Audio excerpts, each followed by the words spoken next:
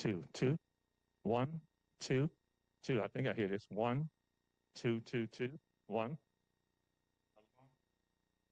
Turn this one off already?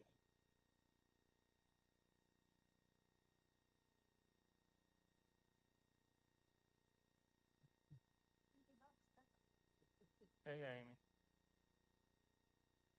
Amber, Amber. One, two, two, one. You hear me?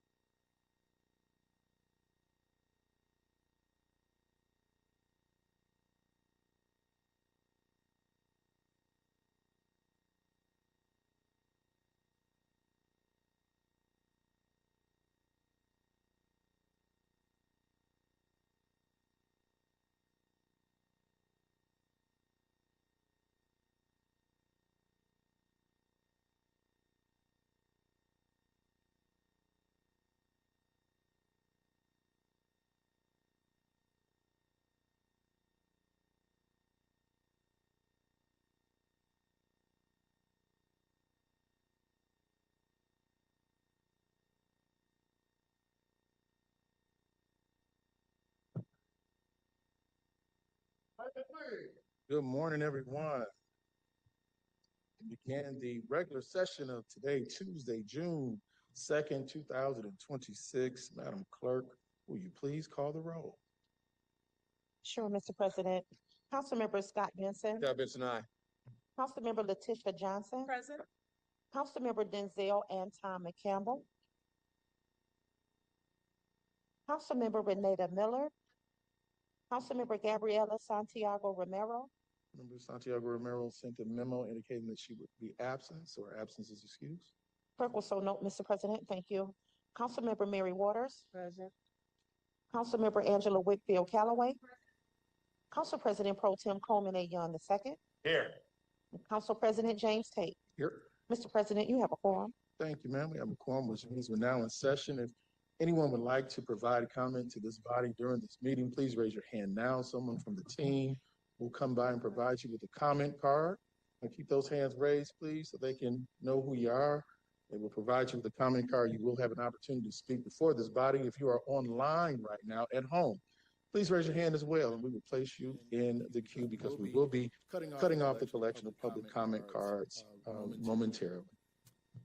We will now begin this morning's invocation. We have with us none other than Pastor Matthew Jones of the Fountain of Truth Christian Centers located at 9801 Palmer Street in District 4, teaching men and women how to walk in power and victory and win over others by their witness. We have Pastor Jones here. Come on down. Yeah, come on down. Yeah, he's just chilling. He's waiting for that bio. He said, finish it. Finish it. There you go. Appreciate you, sir. Thank you for being here. All right, the floor is yours. Let us pray. Father, we thank you for the opportunity to gather here. We thank you that it will not just be another day coming together, Father, but that it shall be a day where decisions are made that will impact us for many days to come. God, we ask that you touch each and every member of this council, every person who is assigned to lead and to guide us. Father, let them serve with integrity. For your word says, when the righteous are in authority, the people rejoice. And Father, let us all hear, those on council, Lord God, and those representing the community. Father, let us listen to each other with empathy, because we all have a valid perspective. We all have an interest. And Father, let us all come together in unity and purpose to take Detroit where it needs to be. Father, we thank you that we will hear each other, we will understand, and that we will make decisions that shall benefit our kids, our children, our children's children, Father, and get Detroit to be who you've called it to be, a place of redemption, a place of prospering, a place of love, and a place that brings you glory. We give you praise, we give you honor, and we give you glory. It is in your Son, Jesus' name, I pray. Amen. Amen. Thanks so much, Pastor Jones. There we go. Thank you, Pastor Jones, for that powerful prayer this morning. If you would like to stay, we understand, and we would welcome you. But if you have a schedule, we understand that as well. So we thank you again for opening up today's meeting with the invocation. Madam Clerk, if you could please note that the journal of the session of Tuesday, May 19th, 2026 shall be approved. Clerk will so note, Mr. President. Thank you so much. We have a special presentation this morning from the Planning and Development Department regarding the master plan update. Come on down.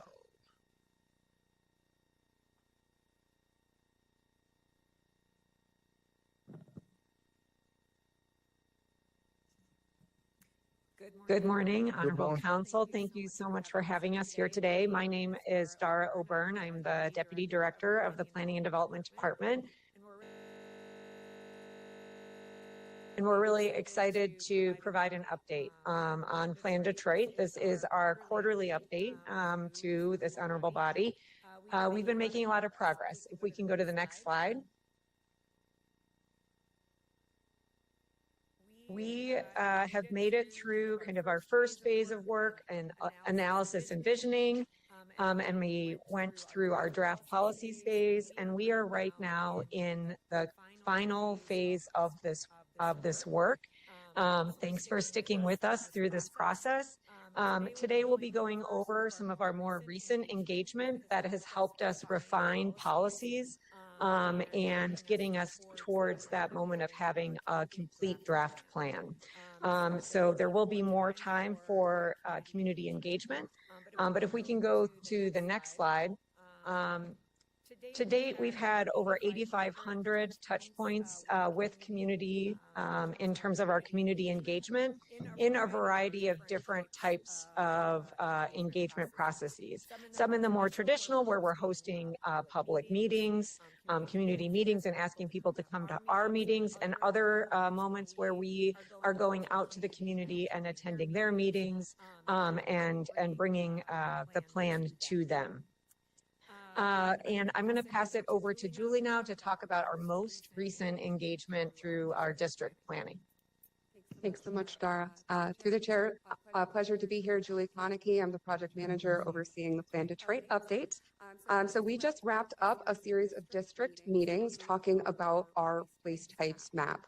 Place types, as a reminder, are replacing what we call future general land use designations today, but quite simply, they're about kind of what our neighborhoods or different parts of the city are going to look and feel like, what types of development and neighborhood investments are needed in those places, and where they land on the map. So we hosted one meeting in person per district and 4 virtual office hours, and had over 800 folks participate in these discussions. During these meetings, we took feedback on the place types and where they were landed on the map, on a series of discussion areas, as well as areas that were more represented with solid colors, kind of proposed place types. So we're in the process of compiling all of that feedback and incorporating it into an updated place types map. But if we can go to the next slide. We also compiled all of the written and drawn feedback on these maps that were kind of in addition to the exercises asked of folks. And we're going to be considering and incorporating this feedback in various ways. A lot of it relates more to the policy side of the document. For example, when we're talking about the need for home repair or rehab programs in our neighborhoods, that probably falls more on the policy side of the document, but things like industrial land use conflicts and buffering needs are probably going to be incorporated into that final place types map. So we've documented all of this, and it will be lifted up and incorporated in the appropriate place. Next slide. So the way we bring all of this together, it's not quite simply an exercise of asking the community what they want and putting that into a plan, right? We're looking at a lot of different, let's say, pieces of the puzzle when we're putting together a sound and actionable plan. So we want to make sure as planners, we are putting all of these different pieces together. That's starting with data analysis, understanding our existing needs, as well as our projected demand for things like housing, jobs, and retail. We want to make sure that the map is meeting those needs, essentially. We're also looking at past city plans and lifting up that recommendation. Thousands of Detroiters participated in those plans. We want to make sure that feedback is represented in this process as well. We want to be advancing the vision, values, and goals of the project. So we'll be looking at all of that alongside the community feedback we received along the way to put together the final place types map, as well as the final plan recommendations. Next slide. We've also wrapped up a series of stakeholder interview conversations. Many of you have actually recommended some of these convenings. So these were to help fill gaps in our engagement strategy. Folks that wouldn't typically come out to a community meeting to make sure that this was a more inclusive process. So we met with groups like small business owners, our Hispanic, Bengali, and Caribbean communities, persons with disability, youth, parents, these types of stakeholders. And we've gone through and we're documenting and looking for common issues among stakeholders. What are things that we all agree on?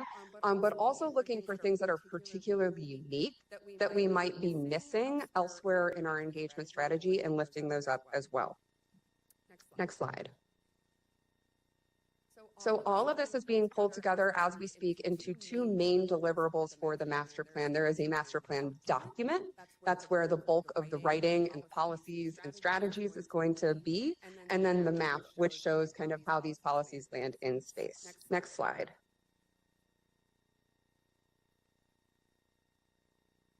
So in the master plan, there are kind of three big chapters that help explain our strategic priorities and how to achieve them. This is really just to give you a heads up about how this deliverable is going to look when it comes to you, as well as the broader public, what they're going to be asked to review when we release it.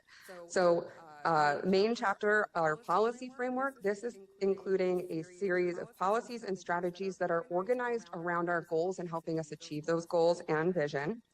Our land use framework, which starts to tie these strategies to different place types for things like zoning, land sales, programs, and capital investments. We want it to be very obvious when people open this document what types of things are needed in different places, so we're all working together towards shared goals versus kind of going off in our own silos, doing our own things, maybe working in conflict with one another.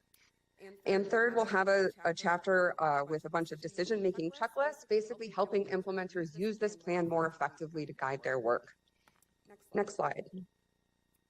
And we've already talked a lot about the place types map, but we will be filling in all of these discussion areas on the place type map that you see here and showing, where we will implement these various policies around the city. And I'll hand it back to Deputy Director O'Byrne to talk about the home stretch and next steps. Thank you. Next slide. Yep. So we are in the home stretch, which is really exciting for a long process like this, but I do want to reassure everyone there is more time to engage. So we have gone through the draft place types and we had some really successful district meetings, and I do want to thank all of you for helping us get the word out and really supporting us in that effort to make sure that we had good attendance and participation. I think we had really good conversations with community. So we are in the process of revising those maps and policies, as Julie mentioned, and out of that, we are going to go back out to the community and a combination of opportunities for digital feedback and also in-person feedback. And if you saw that map that Julie showed with all the dots of where people were from, we're going to be taking a concerted effort to identify the areas where we missed people and make sure that we have an opportunity to go back out and make sure we're kind of filling those gaps as needed. And then out of that, we're going to have a final draft plan and map. And then we will initiate the formal public comment period. And that formal public comment period is a required 63-day public comment period. And then we will have a final plan and map that will first go before Planning Commission and then come to this body for final approval. So that's kind of the final steps in this process that we're looking forward to continuing to partner with you to get this through the finish line. Next slide. And just again, our contact information for you all, but for those that might be at home, how to reach out, how to engage. If folks haven't signed up for our newsletter, please do. It is the best way to get consistent updates on everything that's happening, or go to our website. Thank you. Thank you. Appreciate it. I know that you indicated there's a public comment portion that's coming. It's a series of discussions. Many times people believe when they reach out and they participate that it really doesn't matter, that the city's just checking the box, and whoever's just checking the box. What can you tell folks to convince them now and give us words of encouragement as well to get them to actually come out and provide information to ensure that what they're saying and bringing to you, us, will actually be considered. Although everything may not be implemented, but it's being considered. What's your elevator pitch, if you will? Thank you, through the chair. Thank you for that excellent question.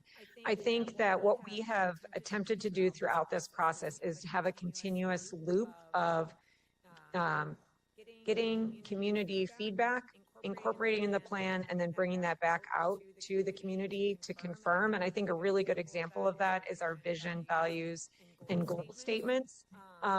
We started with the City Voices Tour, where people did really fun exercises, putting words on Jenga blocks and things like that, that maybe seemed like, a fun activity. But taking all of that feedback, incorporating it into our vision statement, and showing how the words that they lifted up showed up in our values, in our vision, and then brought that back out to the community, updated it based on feedback, and then refined it again.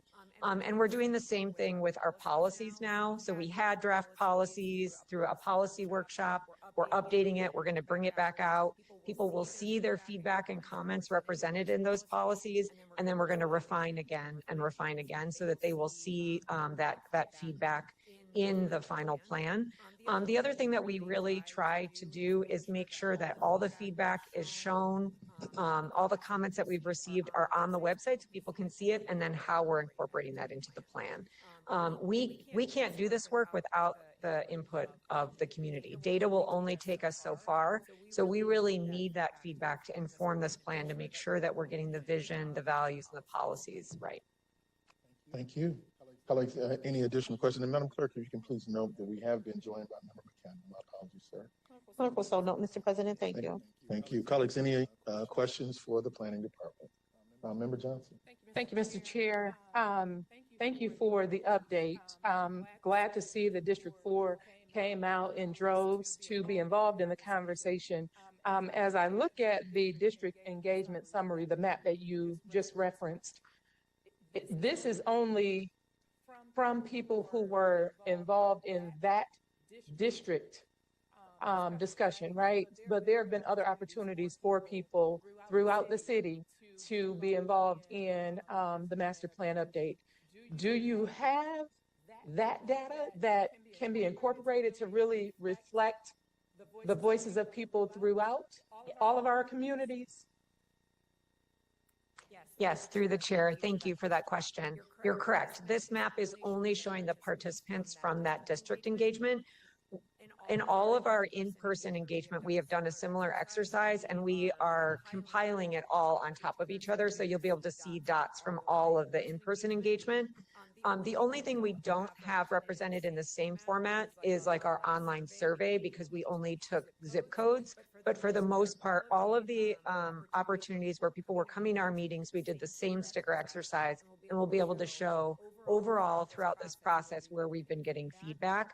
And then what that's allowed us to do, as I mentioned before, for this engagement and all of our previous engagements, is to show where we've gotten good feedback from, good representation in our engagement, and where we've had gaps. And then we can work to make sure we're either doing stakeholder engagement there or other types of engagement to make sure that we're able to address those gaps. Thank you. So glad to see that you all have summarized what you heard from the district engagement sessions. It is a lot of what I hear as well, where I see District 4 mentioned. And so it's great to see the community coming out and being involved and making sure that they help to shape the future of their community, that this is not what you all are putting together and what you all are saying, but that this is coming from the residents throughout the city. Thank you. Thank you, Mr. Chair. Thank you so much. I would now like to note that the collection of public comment cards have now concluded. Member Waters, the floor is yours, ma'am. Thank you, Mr. President. Good morning. I want to ask you, because there were some people in precinct 10, I believe it was, they asked me what were the plans for them in that area over there where the Joseph Walker Williams Center is, that strip. Do we have a plan for them? Because they've been asking, of course, they want retail and so forth, but I don't know if you have any plans or not. Maybe you know off the top of your head, but I wanted to ask on their behalf. Through the chair, thank you for that question. So the master plan is for everybody. It's for the entire city, so that's good. The other thing that I will say is that Madam Mayor Sheffield has committed to the planning department initiating neighborhood plans in all areas of the city that haven't had a neighborhood plan in the last, say, 10 years. So coming out of this master plan, one of our key steps is going to be to initiate planning studies in areas. So if you're hearing from folks that haven't had a neighborhood plan, that have been asking for a neighborhood plan, we are gearing up to initiate planning studies in those areas, to help us implement the master plan, but to make sure that we're touching those communities that haven't had that more specific level of planning. Have you met with the 10th precinct yet? Members in that community, have you met with them? Yes. You have? Yep. Through the chair, this is a request that's been lifted up from your office previously. So we were thinking about that as potentially all the precincts really is a potentially good venue for this next round of engagement where we're going to do more going out to folks, making them aware of ways to tap in and make their voice heard before the process concludes. Yeah, and lastly, I just want to say I want to encourage you to really receive their input. Take it very serious because generally people in the communities know exactly what it is that they want, and I hope that we can be respectful of that. Thank you. Thank you. Member Callaway. Thank you, Mr. Chair, and good morning, everyone. I see the pages aren't numbered, but it says stakeholder interview summary, and it is the third page or fourth page. Yeah. Okay. Under the, I guess it would be 2, 4, 5, 6. It would be, the team said they had no third spaces to hang out in, are interested in arts and entertainment uses. How are we engaging the teens on a more broader basis? And I ask that because when you travel around the country, there are places for teens to go, not just a park and rec center with irregular hours, not creating extended hours. They are regular hours. We have one bowling alley in the entire city. We don't have putt-putt golf. And I continue to say this, we don't have bumper cars like we used to have. We just don't have a lot for our teens to do. And it's not fair that if they want to have, and I'll continue to say this, and there's been some disagreement, but I'll continue to stand firm, raising 4 children in this city. All 4 still live in this city and they're young adults. There was nowhere for me to really have a birthday party except for my backyard. There's no Dave and Buster's, there's no Chuck E. Cheese. Most of the McDonald's that had a playland, they're closed, the ones in District 2. And so I want us to be really, really intentional about bringing in bowling alleys. We have one movie theater, one. And when I was growing up, there was a movie theater in everybody's community that you could walk to. Not that there's a demand for movie theaters still, because you have Netflix, Tubu, whatever you call them. You have so many things you can do online. Even on your phone, you can watch movies. So I get that. Maybe there's not an appetite to go into a movie theater. But other places have large Imagine theaters, MJRs, bars, restaurants inside of them, bowling alleys. You have the one in Royal Oak, and it's usually a lot of Detroiters enjoying that space off of Main Street. So I'm hoping that we will really, really include family type of entertainment, because right now when you go downtown, it's for one specific demographic, and that's usually male, and alcohol, bars, restaurants. But it's nothing really family oriented, not unless you drag your kids to a professional game, but that's going to be a ticket. Then you got to pay for parking.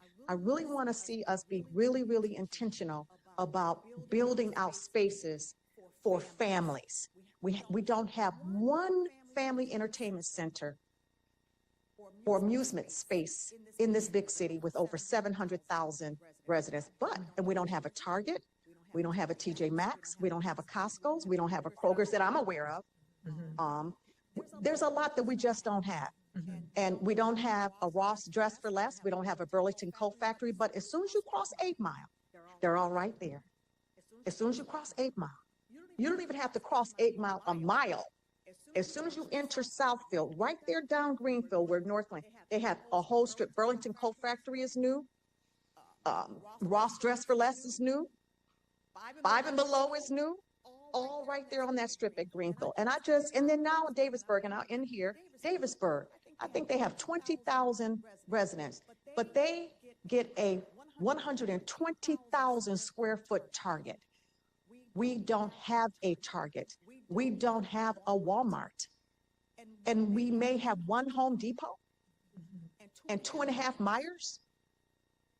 So I'm always going to say that, and that's my life experience since I've been in the city. We deserve better, and I'm hoping that this is the beginning of that better. Thank you, Mr. Chair. Thank you. Colleagues, any additional? Member McCallum. Thank you, Mr. Chair. Good morning. Thank you for the presentation. I echo the words of my colleague, Member Callaway. I will also say a question for you on knowing that you are doing additional outreach. A lot of neighborhood associations, block clubs, especially in District 7, the residents, I know you're doing that outreach for that public input, but residents know what's going on in their neighborhoods and what's needed there, and also have some of that data that we may not be able to capture on the top end here. So for those folks who are listening that have been doing the work, that have been surveying their residents, what's the best way, in addition to these meetings, but what's the best way to package that to get it to you all to be a part of this? Thank you through the chair. Thank you for that question. I think the best way to, provide, if they have information or if they've been doing their own planning work, please do send it to us at the contact information here. It is, I'm going to make sure I give you the right email address, Detroit Master Plan at detroitmi.gov. It's all one word, Detroit Master Plan at detroitmi.gov. We welcome, we have looked at neighborhood plans or community plans that have been done by community groups. So if they've, worked with their community and come up with their priorities and things like that, we can definitely take a look at that, make sure it's lifted up. I do want to distinguish that a lot of times they're getting much more specific in their recommendations. It's parcel by parcel, it's this block versus that block, and the master plan's much higher level. So I do want to set that expectation, but it can help inform what we're doing at the citywide level. So please do share that. And then as we are going back out to the community, I think there's going to be a lot of opportunity. Again, if they sign up for the newsletter, as we are creating our digital online tools, they'll be able to do that. And then also we'll be going out to different meetings and things like that for folks to also have an opportunity where it doesn't have to just be digital. Thank you. Appreciate that. Thank you. Thank you, Mr. Chair. Thank you. Member Miller, followed by Pro Tem Young, followed by Member Johnson. Good morning, ladies. How are you? I want to say thank you for rolling out the Plan Detroit update. The actual community engagement was phenomenal on your behalf. As a Detroit resident and taxpayer, this was really the first time I've ever seen it pushed to this magnitude. And it is a shame that a lot of our residents have not taken advantage of it. I will continue to have them be updated on the website with your QR code. Thank you for providing it to our office. We shared it at every meeting. And to have the second highest input while it's still great, is not enough. Unfortunately, a lot of our residents have a preconceived notion that the planning's already done, that it's already done within the past 10 years, and this is just a preliminary. But we have to continue to educate them that this is what you desire. And so, like Member Calloway said, as far as some of the things that they desire, we would hope to see some of those things implemented. But a lot of times people just don't want to do business in Detroit for various reasons. We heard those things last weekend. But as we continue to push, I appreciate your continuing to come into the neighborhoods, and welcome you to come to any of our meetings so they can have that input. Because one thing that I do tell people is you cannot complain if you do not participate. You have to participate. And that is one of our requirements in District 5 to be heard. But thank you for sharing the update with us. I really appreciate it. Thank you. Thank you. Pro Tem Young. Thank you very much.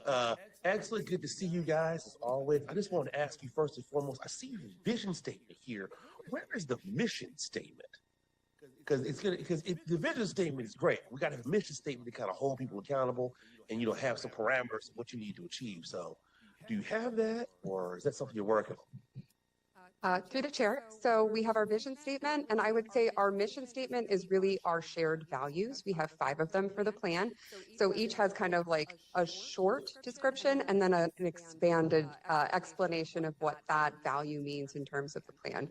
So we have resilience, equity, collaboration, innovation, and legacy as the core values of the plan.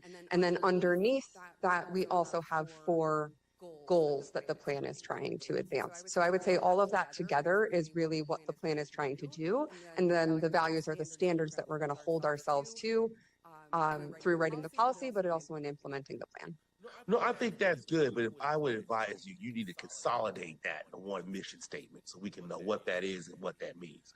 I think it's good that you're explaining that, but I think we need to be able to see the vision, how you want to do it, and then the mission statement, how you want to get there. I wanted to move on. I wanted to ask you about, do you have crime reduction through environmental design as a part of this?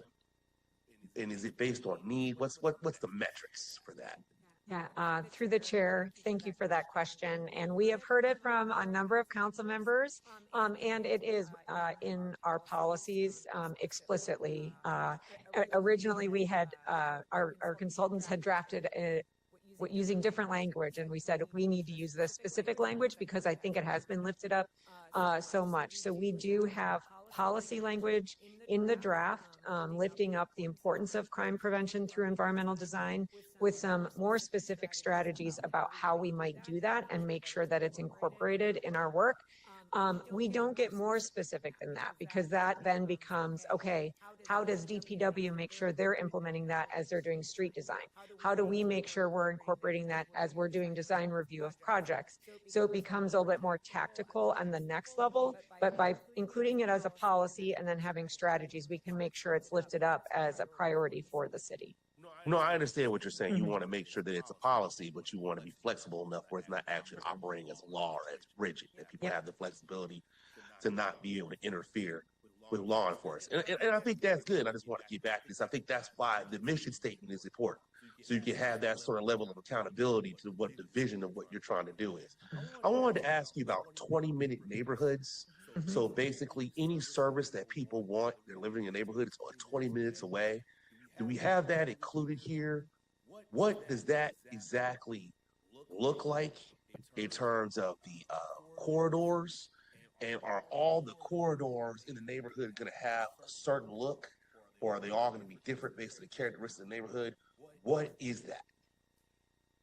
Through the chair, thank you for that question. We are working on that concept right now. Basically, the place types are our tool that we're going to be able to implement that. So we have neighborhood centers, which are focused on the kind of higher density, both retail mixed use development, where the goal is that people will be able to walk to neighborhood centers.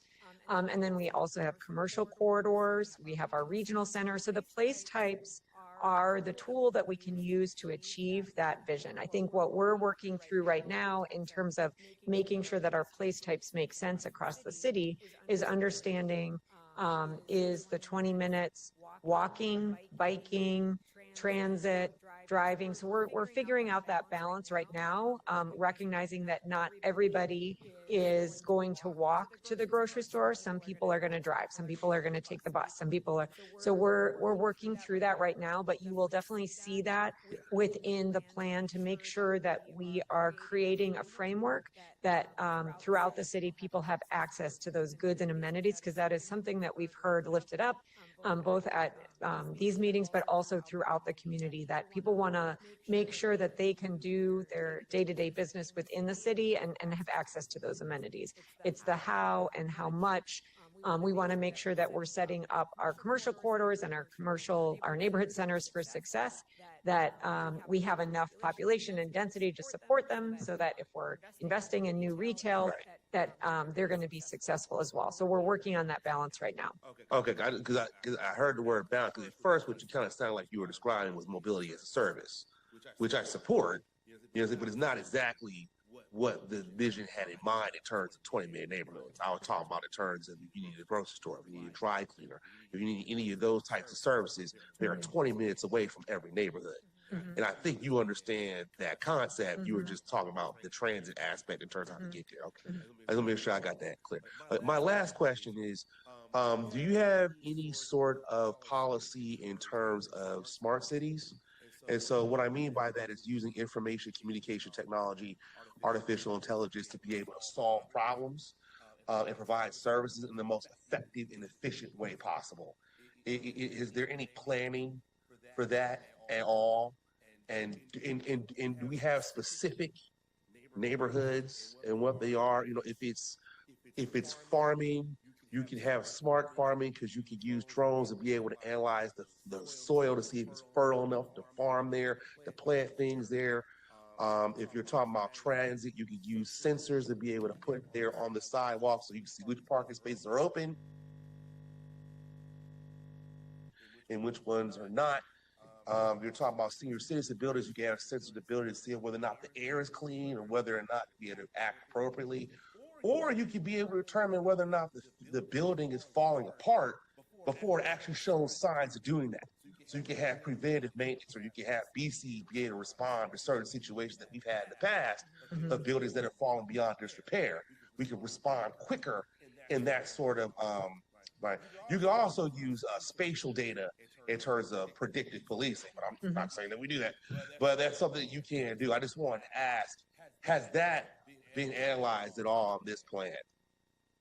Through the chair, we haven't, I think we haven't dug into that level of detail. I think we have policies around innovation, and we have policies around making it easier to do business with the city. And I think pairing those two things gets a little bit at what you're talking about.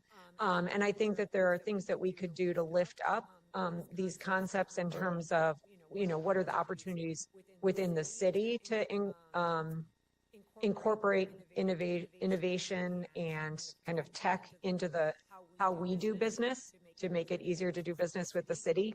But I think you'll find that because this is a policy level document, we won't always get as tactical as some of those ideas that you came up with. Right. We won't tell the police department What to do. which schools to use and things like that, but we can lift up this idea of using tech and technology and innovation to advance our high-level goals and policies. Yeah, I don't want to get in operations. No, and I'm not telling you to. I'm talking about just on a general 1,000-foot level. Yep. And just that we would be accountable. We'll go back to mission statement, just so we'll be accountable to that goal. But no, that's a very good distinction. Listen, could I send you some language that I have involving that? Give me some weeks to kind of read through it, because I have an idea, a template. Can I just send that to you, and then we just kind of work on it and go from there? Is that okay? Yes, absolutely. Thank you. Thank you, Mr. President. Thank you for the presentation. I appreciate it. Thank you. Got Member Johnson in the queue. Colleagues, any additional questions, comments, concerns? Seeing none, Member Johnson will be the final member on this particular item as we move through the agenda. Member Johnson. Thank you, Mr. Chair. It sounded like you were about to answer my question when you were talking about the place types. Can you just speak to how the place types map that you're working on, how that and zoning will work with general land use and zoning? Yeah. Through the chair, thank you for that question. So the place types map is basically replacing the future general land use map. We're just kind of reframing it to be focused on kind of making sure we're addressing needs in the areas, and that we're a little bit more general in terms of the character and what we're trying to achieve over the next 20 years in these areas. But it will be and will serve the same function as the future general land use map. And so zoning will work to implement that future general land use map. So zoning will need to be consistent and implement that place types map. But you're not anticipating any zoning amendments to be able to implement? That will be the next step coming out of the master plan, will be to update zoning to be consistent with the master plan. And so some changes, you might see recommended is making sure that our neighborhood centers are zoned so that we can actually achieve that vision of retail node with a little bit more density so that the retail can be supported, or making sure that our neighborhoods have the appropriate zoning and things like that. So are you looking for all of that to be figured out through the Zone Detroit process? We will be integrating both. So that's a great question.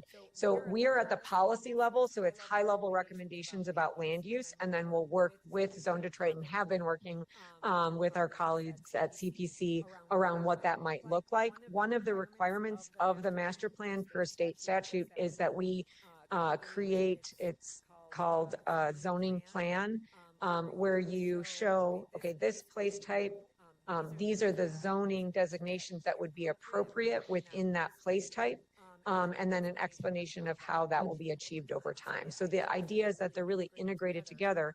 And the reason why that's so important is we've gotten all this feedback from the community about what's important to them. Zoning is one of the tools to help us implement that. And so they really do need to be aligned. Okay, thank you. Looking forward to staying connected within those conversations, and just want to say to one of my colleagues who talked about residents not fully being engaged, and those who believe that the master plan has already been determined, which may discourage some people to get involved. Probably 4 years ago, Member Santiago Romero and I were the two who really advocated for the master plan update, and colleagues helped to support adding some dollars in order for this process to be taking place the way that it is today. And so just appreciate the willingness of the administration to go through and start the process. So certainly looking to continue encouraging residents to be involved, because this helps to shape the future of our neighborhoods. And I think they are best to help us to understand the challenges that they're dealing with and what the future should be of their community. So thank you all so much again for the work. Thank you, Mr. Chair. Thank you. And thank you both for the update. Looking forward to our next one as we move and progress down the road of this journey. Thank you so much. All right, Madam Clerk, if you will, Madam Clerk, under reconsiderations, ma'am. Councilmember Benson, a motion to reconsider line item 4.1. All right, Member Benson. Motion. Motion to reconsider? Motion to reconsider. All right, colleagues, there's a motion to reconsider the vote involving legal representation and indemnification for TEO Jason Green, which was voted down last week. This line item 4.2. Any objections? Seeing none, that action shall be taken. Line item 4.2. Is there a motion to approve? Motion. There's a motion to approve line item 4.2. Colleagues, any objections? Objection, Member Johnson. Objection, Member McCampbell. Madam Clerk? That motion passes, Mr. President. Thank you so much. Line item 4.2 stands approved. For the Budget, Finance, and Audit Standing Committee, Madam Clerk? 4 reports from various city departments. The 4 reports would be referred to the Budget, Finance, and Audit Standing Committee for the Internal Operations Standing Committee. 3 reports from various city departments. 3 reports will be referred to the Internal Operations Standing Committee for the Neighborhood and Community Services Standing Committee. 1 report from the General Services Department. 1 report will be referred to the Neighborhood and Community Services Standing Committee for the Planning and Economic Development Standing Committee. 3 reports from the Office of Contracting and Procurement. 3 reports will be referred to the Planning and Economic Development Standing Committee for the Public Health and Safety Standing Committee. 7 reports from various city departments. 7 reports will be referred to the Public Health and Safety Standing Committee. Madam Clerk, if we can note, I did want to walk on line item 11.7, so we can do that a little bit later on in the agenda as needed. Clerk will so note that, Mr. President. Thank you. Thank you so much. Again, the 7 reports we referred to the Public Health and Safety Standing Committee. We will now move to the voting action matters. Under other matters. There are no items, Mr. President. Under communications from the mayor and other governmental officials and agencies. There are no items, Mr. President. We shall now call for public comment. Everyone will have 2 minutes. We do have 15 in person and 19 online. And our first speaker, Ms. Renita Moore, followed by Cassie Jones McBride, followed by Shawana Vaughn. If you can come up to that microphone there, asking everyone to please be mindful of the time that you have on the clock. Team, can we put the time on the clock? We like hugs and kisses, but we want time on the clock. Good morning. My landlord. Hold on 1 second. 1 second. I want to make sure we get you your time. What I've been. I know, right? Okay, there you go. The floor is yours, ma'am. Good morning. Okay, good morning. They have not did any work. It's been 2 weeks. I'm tired. I'm not giving them any money. And one thing I want to know is, can I do it? I know I can go to 36th district and put it in escrow, but I'm trying to find out, can I also go to a regular bank and put it in an escrow account that way? because it don't make no sense. I gotta sit up and deal with this at this home. So Or someone from my team will walk you through the process of escrow and Okay. make sure that they're covered. Because just not paying, I'm glad you're actually thinking ahead of that, because that gives whomever an opportunity to act against you. So someone from my team will definitely connect with you to walk you through that process. Okay, thank you. Thank you. Our next speaker, Cassie Jones McBride, followed by Shawana Vaughn, followed by Jacqueline Robinson. Good morning, President Tate and members of the Detroit City Council. My name is Cassie Jones McBride, and I'm speaking on behalf of the Western Wayne County NAACP under the leadership of our President Gina Wilson Stewart. We want to thank this body for advancing a resolution recognizing post-traumatic prison disorder. This issue was elevated nationally through a 2019 NAACP resolution that acknowledged the lasting impact incarceration can have on individuals, families, and communities. I want to also recognize Shawana Vaughn, whose life's work has helped bring awareness to this issue. Through years of advocacy and education and leadership, she has ensured that the experiences of formerly incarcerated individuals and their families are seen, heard, and understood. As a civil rights organization, the NAACP recognizes that healing and restoration are essential components of justice. And we appreciate the City of Detroit for bringing local attention to an issue that continues to affect countless families across our communities. Thank you for your leadership and for recognizing this important issue. Thank you. Thank you. Our next speaker is Ms. Shawana Vaughn, followed by Jacqueline Robinson, followed by Yusef Qualls. Good morning. Morning. Thank you, Councilman Campbell and the rest of the body. My name is Shawana Vaughn. I am formerly W76337. This resolution is my life's work. It's like birthing my third child. It's important. It's important because I was born on a prison plantation, and I have 5 generations of women in incarceration. And I'm clear the cost that it costs. Mental health is not a privilege, it's a human right, no matter where you are. Councilman Young talked about mission statements. The Department of Corrections in every jail facility in this country says they repair and they do no harm, and they make us better, and they're lying. And without someone closest to the problem to create the solution, it won't work because they don't have answers. Post-traumatic prison disorder is a drop in the bucket to one of the answers. Post-traumatic prison disorder is real. The prison sentence may end. The trauma often does not. Families carry it, communities absorb it, and generations are impacted by it. Recognizing its healing treatment is restoration, accountability is justice, and the time acknowledgement has passed, and it is now time to act. And I am asking this council to pass this resolution because we stand for healing and justice, and mental health is not a privilege, it's a human right. And so, on behalf of everybody I stand here for, 70 million people impacted by incarceration and their families. Please take consideration of this resolution, and thank you, Councilman Campbell, for taking up this mantle for me. Thank you.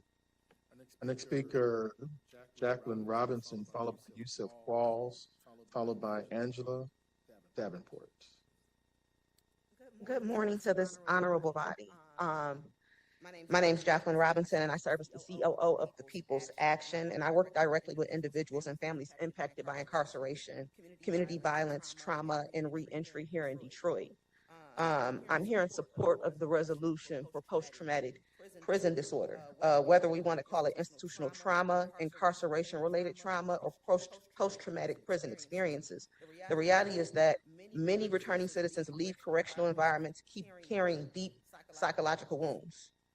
We see men and women returning home who have spent years adapting to environments built around survival, control, isolation, and violence. Those coping mechanisms do not disappear once someone is released. The children of those men and women, who often receive their parents back physically but not emotionally. Families are expected to rebuild relationships relationships without support, without counseling, and without acknowledgement of what incarceration does to the human mind.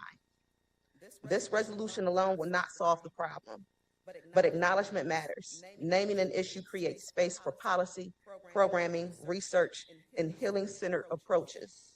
Acknowledging incarceration-related trauma is not about excusing behavior. It is about understanding human beings well enough to interrupt cycles that continue to harm our communities. Thank you. Thank you. Our next speaker, Yusuf Qualls, followed by Angela Davenport, followed by Ulrico Welch. Good morning. Good morning. My name is Yusuf Qualls. I was born in Detroit. Unfortunately, I was raised in the Michigan Department of Corrections. 16 years old, I was juvenile life. I spent 28 years in prison, and since I've been home, one of the things that I recognized is I went and tried to get counseling a few different times, and I recognized that none of the people could actually understand what it was that I had went through. I mean, there aren't many of us who have went through that, and you know, most therapists and whatnot, they have special things that they go to school for. Well, in my case, they don't have that.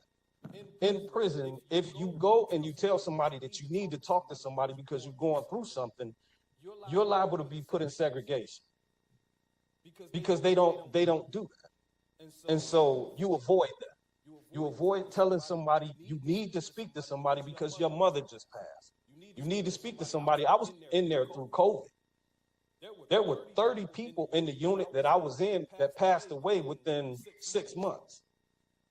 It wasn't talked about a lot, but that was something that I experienced. My mother passed away while I was there. Different family members, over 30, while I was there. And since I've been home, it's one of those things where I still, yesterday was my 3rd anniversary of being out. And I still deal with a lot of the trauma that I had to deal with in there, that I thought I let go, because once you're free, you figure you will let all that stuff go. That's not how it works. I still find myself being overly protective over my space, with my family, with the way that I speak to people, because I was in there for 28 years. I spoke to people in a certain way. It doesn't go away because you come home. And this is something that needs to be addressed. Thank you. Thank you. Congratulations on your 3-year anniversary as well, bro. Keep it up. Our next speaker, Angela Davenport, followed by Ulrico Welch, followed by Darius Barron, I believe it is. I do apologize if I mispronounced the name. Ms. Davenport, good morning. Hello and good morning, Council President and members of the Detroit City Council. My name is Angela Davenport, and I'm the Executive Director of an organization, Voting Access for All Coalition, a statewide organization working to build power with formerly incarcerated and justice-involved individuals. And I'm here today in strong support of this resolution, recognizing post-traumatic prison disorder and the work led by Shawana Vaughn and Silent Cry. This resolution matters because I know firsthand you cannot build a future while your mind and your body are still fighting battles from your past. As someone directly impacted by the criminal legal system, I can tell you the effects of incarceration do not end when the sentence ends. That impact has followed me home, into my relationships, into my work.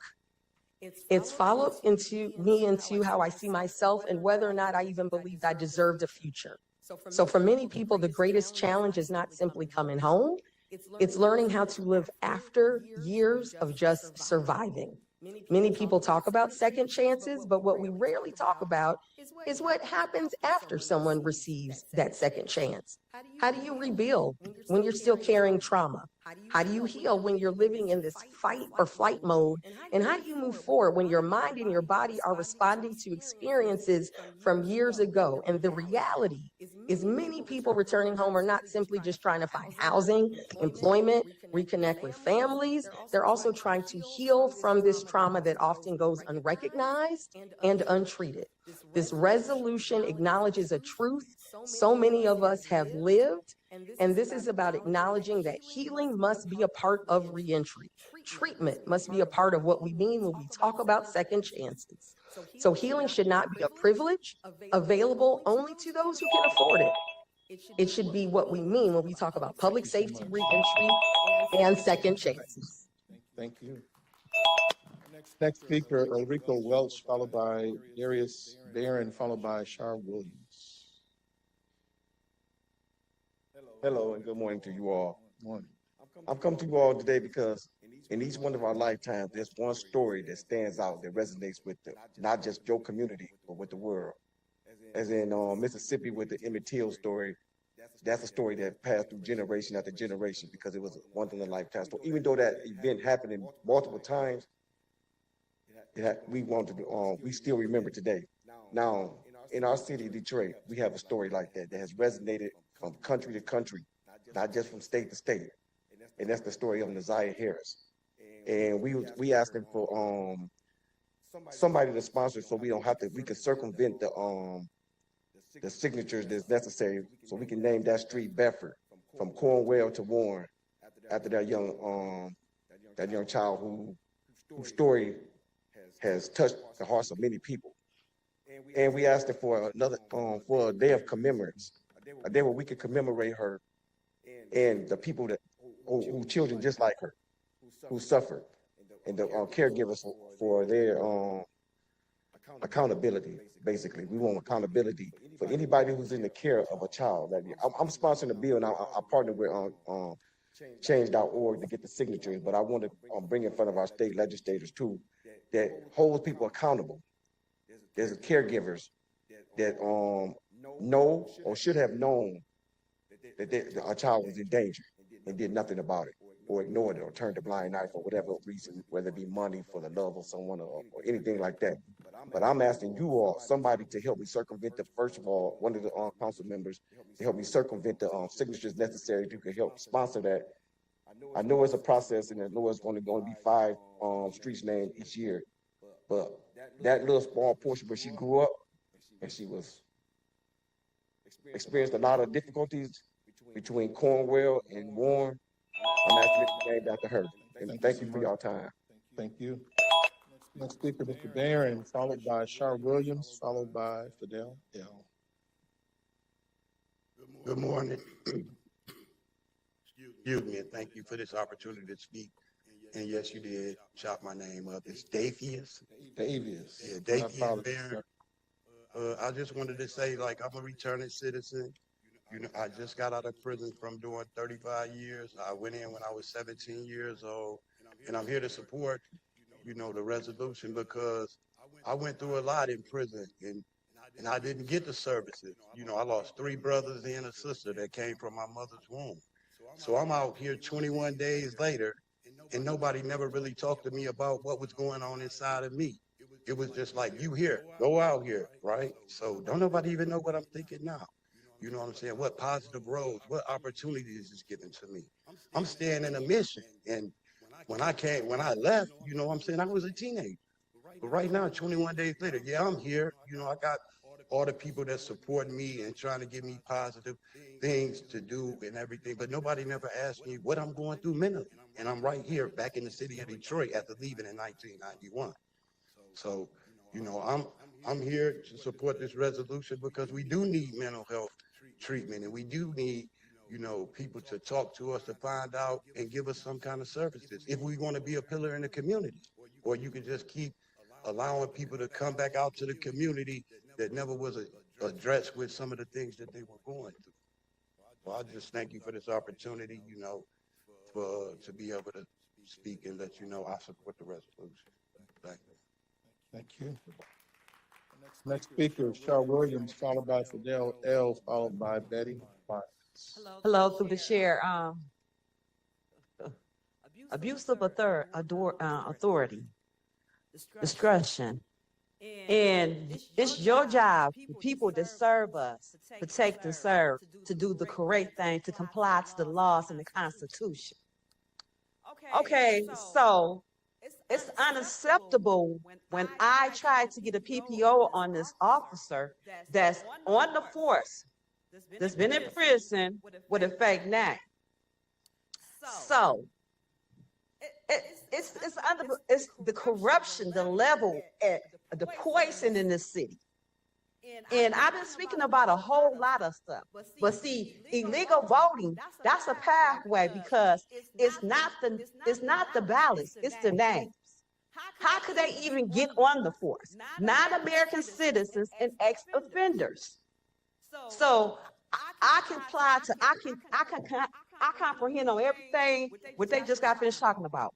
When you come home from prison, you there to get, they say to get help or the punishment or whatever you done to get behind them gates.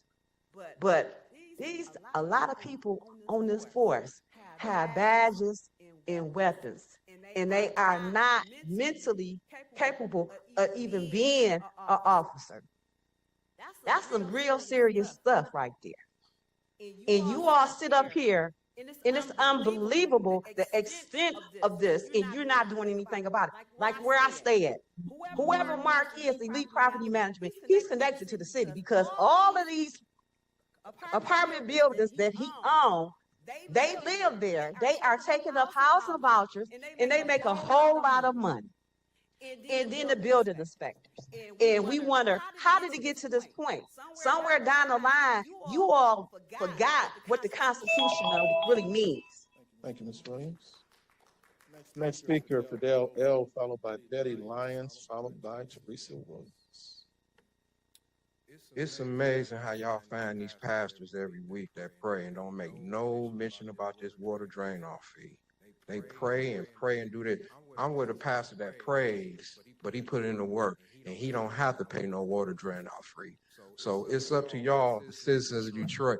You gonna pray with these people and they slapping y'all upside the head with a drain off fee, or you gonna pay with a pastor that fought the city and he don't have to pay one dime. Hey, to these people right here, all you got to do is give them a contract. Y'all giving out millions of dollars. Give this lady right here $1 million, and she can hire these people and get these other people coming out of prison to help. Look how they looking, y'all. Look how they looking at you. Looking at us like we stupid. Mary Waters, you still say they ain't cheating? You got 70, 80,000 votes for city council. Now they telling you you can't get 1,000 votes to get on the ballot to go to D.C.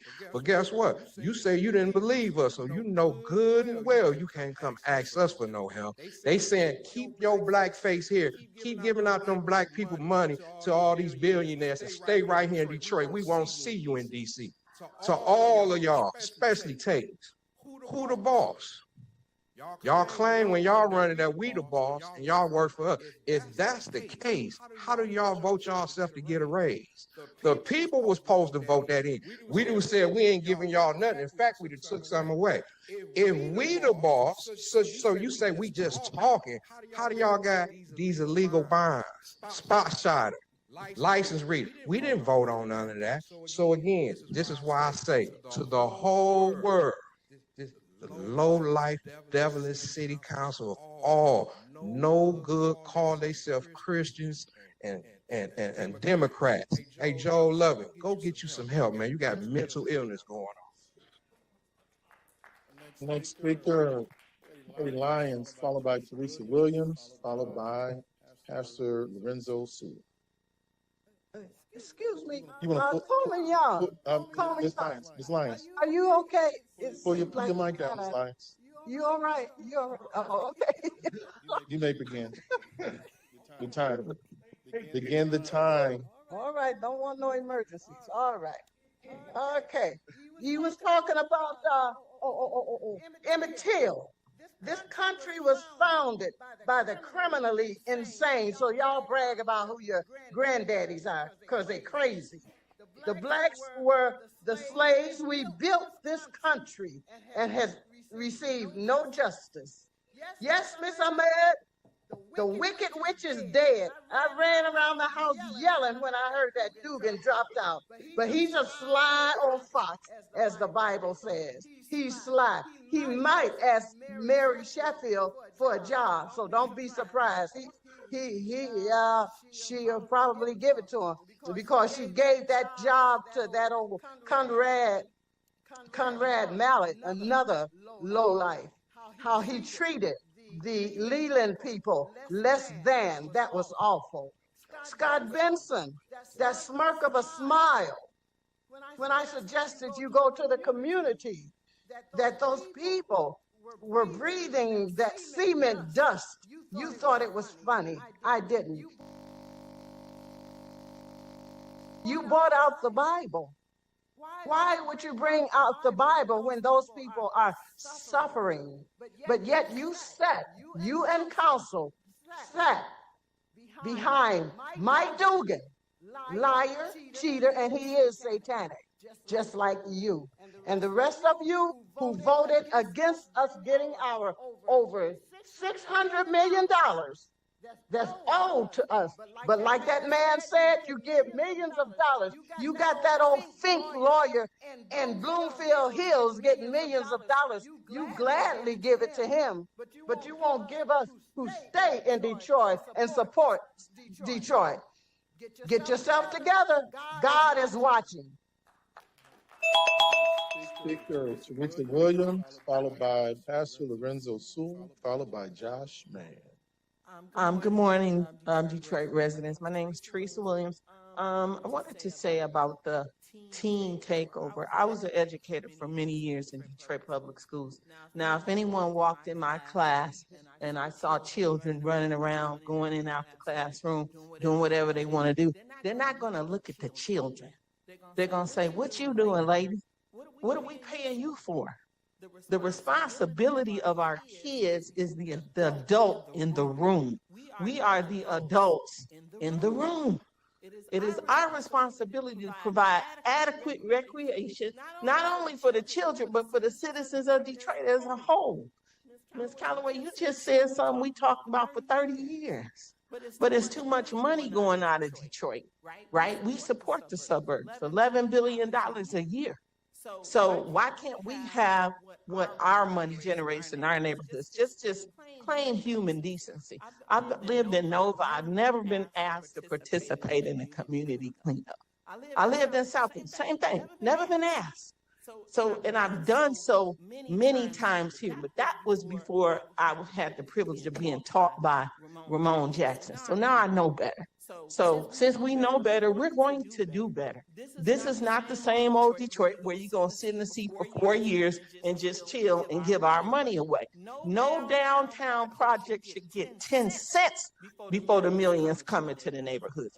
And I don't know who them ladies was that was here, but like that woman said, proximity is everything. I doubt if they ever lived in Detroit or know anything about it.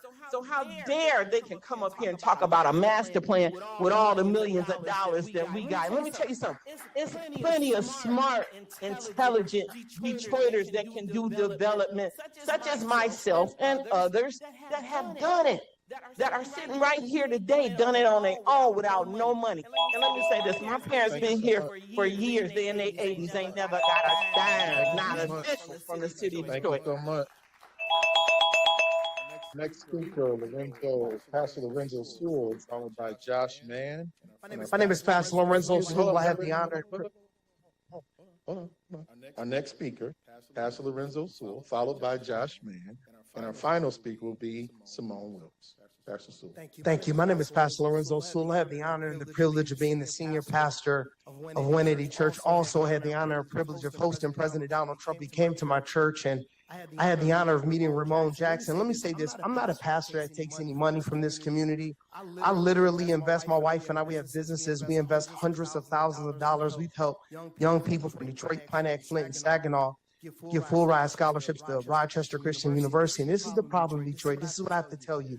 You don't know, Black people, how rich you are. We have a $3 billion budget.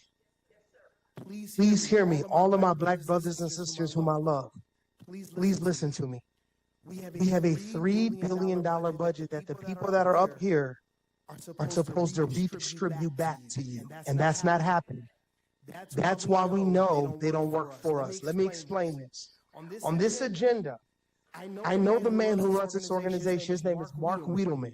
I know him. He started CHS. Listen to this. They just gave him $7 million to do home renovations.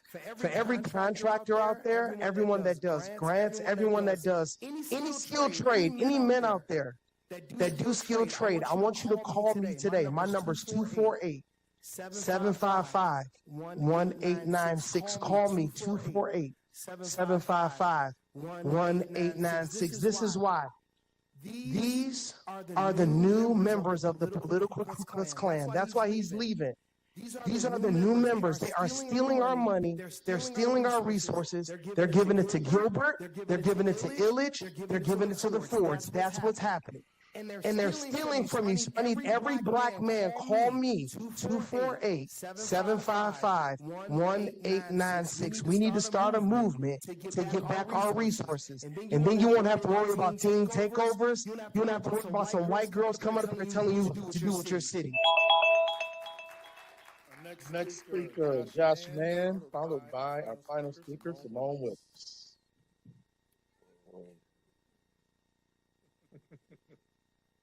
All right, welcome back, Miss Miller. Glad to see you're feeling better. This flock stuff, I'm still going on about that, this AI surveillance. I've been hearing rumors of some people up here teaming up. So Flock is worth $7.5 billion. Co-founder Peter Thiel, fourth most mentioned person in the Epstein files, got I think $40 million from Epstein. This isn't a person that I want in control of my data. Section 8 of the contract says if they wrongfully use or sell our data, it's a maximum $100 liability of a corporation that's worth $7.5 billion. They plan on misusing this data. Then with the recent news saying the IDF and the US military are coming together, this technology is all bordering Israel. They have a program called Red Wolf, Blue Wolf, which is facial recognition at the border. And now they have Smart Shot. Smart Shot is a gun controlled by AI that can execute on site. The stuff that our city government is allowing to come into our town is going to be so dangerous and going to turn on us. Who's getting the new cars this year? 2027 with the upgraded interior surveillance and audio monitoring that's going to be property of Ford, Toyota, Honda, whoever. Giving away our privacy to these corporations is wrong, and it is going to fight us in the end. It's going to ruin it for generations of people. It's going to take away the jobs of these officers that are here. AI will replace officers, just like at Myers. They said, here's the new checkout line. Now that's all you got. You've got a line of people waiting to scan, and I'm choosing to go deal with a person because I want people to have jobs, human interaction. This teen takeover stuff. Ms. Callaway, I'd love to send you an email that I sent to Councilman Young 33 days ago to show you how I've done it. Thank you so much. Person is Simone Wilkes. Good morning. Good morning, everyone. My name is Simone Wilkes. Thank you all for having me today and allowing me to speak. First, I want to speak about the housing. I want you guys, I demand you guys to vote yes on helping Section 8 voucher holders become homeowners, because it's a lot of red tape with that. And I feel that by you guys being on the council, that you guys can change that. And also, I am a mother of 2 small boys, and I am unable to find car insurance. And I am a person that's under the income requirements. So therefore, I don't have enough to pay $500 to $600 in basic coverage, and then when you go online and you try to follow these ads that say, oh, you can lower your car insurance by hundreds and hundreds of dollars, but once you do it, they just collect your information. People from Asia call you talking about, oh, well, you got your car in 2008. No, I didn't get my car in 2008. I bought it in 2008. But it's just, third parties getting your information, and still, when you finish the quote, you still up $600, $500. So the city really needs to do something about that, because the impound lot is becoming billionaires. We supposed to be a city that is do free travel if you have license, we should be able to travel without having to get car insurance, because if you have your own insurance, you shouldn't have to pay the personal protection plan with their car insurance if you already got insurance, but they don't even acknowledge that. So I just ask that you guys look into finding a resolution to that. And then also, with the housing, y'all need to update the system, because there's a lot of housing that's saying that they're available, but once you get there, you're being scammed of your money, and there's no way to get it back. Thank you so much. Thank you. Thank you, Simone. We'll now transfer over to our online callers. I believe we have 19 callers. Morning team, who do we have first? Morning, Council President. We have William M. Davis going first this morning. All right, Mr. William M. Davis, the floor is yours. You have 2 minutes. General public comment. Good morning. Can I be heard? Yes, sir. Okay, I'm pleased to hear that the city has a budget of over $3 billion. I'm pleased to hear that the city council and the mayor now has more authority to help the city of Detroit retirees. What would be really good if the city of Detroit, we had a 4.5% pension cut. We lost our cost of living retroactively, and we had a 15.5 annuity clawback. I think it would be great, especially since in the last 13 years, city council and the mayor's salaries have gone up over 40%. City of Detroit retirees have lost over 50% of our purchasing power. If the city was to, now that you have the authority, was to give us back at least 3% of our 4.5% pension cut. If there's still, I know as of last June, there was like 10,713 general fund retirees. I'm sure since that time, more of us have died because more of us keep dying every month. But just on those numbers, if you was to give us back 3% of our 4.5% that was cut, that would be less than $9.5 million a year, which should be pocket change in a $3 billion budget, especially in so much that it appears as if more than that goes to police and fire lawsuits. More than that goes to all sorts of stuff. More than that goes to millionaires and billionaires every year. So I would hope that y'all would be more compassionate, more understanding, and do something to really make it shows as if the city is truly out of bankruptcy. Start to repay some of the money that was stolen from the city of Detroit retirees. Thank you. Thank you. Next caller, please.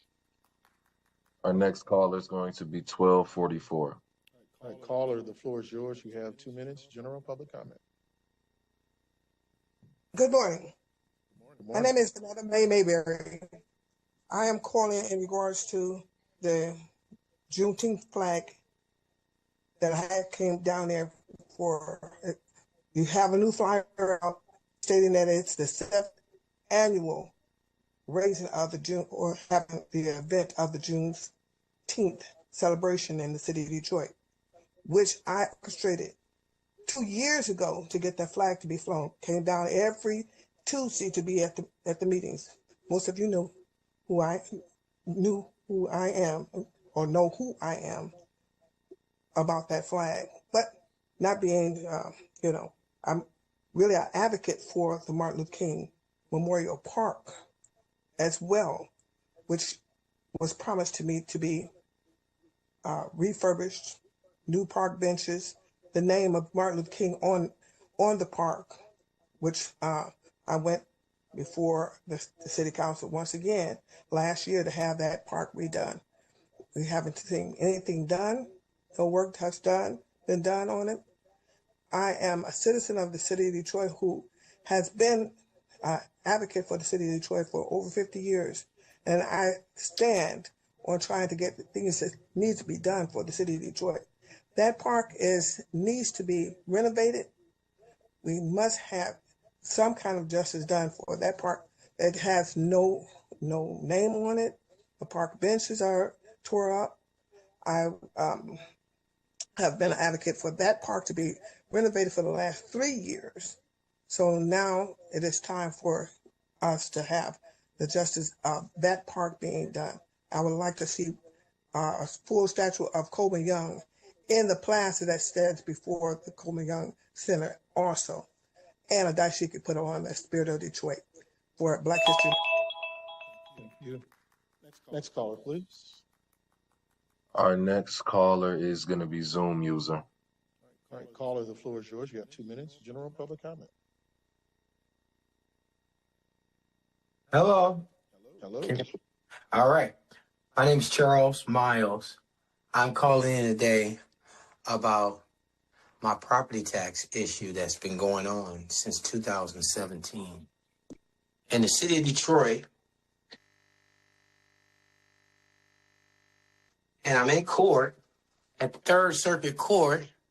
Is there any way somebody can look up the Third Circuit Court case, Charles Miles versus City of Detroit and Wayne County Treasurer, that's been going on since 2025, since you took my properties without going over the receipts, and no one from the City of Detroit ever showed up to a court hearing, never. What's going on? Can I get some help with you finding out what's going on? Why the City of Detroit attorneys or nobody has showed up to court to talk about my receipts that I paid, the taxes, and or to go over the receipts to show that I paid the taxes on this property. And you guys are not saying nothing about it. I've been coming down here for years now and trying to get this resolved before it got to this situation. And you guys said you was working on it. And then all of a sudden it end up in court with them taking it. And you saying that I owe money that I don't owe. And I got the receipts to show that I paid this money and you guys misapplied the payment. I don't understand why is it a secret. And it's not a secret. You guys know what's going on and you won't say anything. So can I get some help with somebody calling to the to the Third Circuit Court, to the it's under the Chief Judge Ewell, and at the Third Circuit Court, and it needs to be addressed from the City of Detroit that these receipts that I made these payments, that I have the receipts from the city. Thank you. Next caller, please. Next caller is going to be caller ending in 169. Caller ending in 169. The floor is yours. You have 2 minutes. General public comment. Hello, can you guys hear me? Yes, sir. Great. Cunningham has some money, but he has bad luck with vehicles. Amy's engine repair or purchase another vehicle. Can you help him? Can you help him? Can you help him? Thank you for praying for Brother Cunningham. Better yet, thank you for banking Cunningham. This is by Octavia E. Butler. Octavia E. Butler was a groundbreaking American science fiction author, widely celebrated as the mother of Afrofuturism. Not everyone has been a bully or the victim of bullying, but everyone has seen bullying. And seeing it has responded to it by joining in or objecting, by laughing or keeping silent, or feeling disgusted or feeling interested. Thank you for my time, and fix D-Dot. Thank you. Next caller, please. Next caller is going to be caller ending in 669. Caller ending in 669. The floor is yours. 2 minutes. General public comment.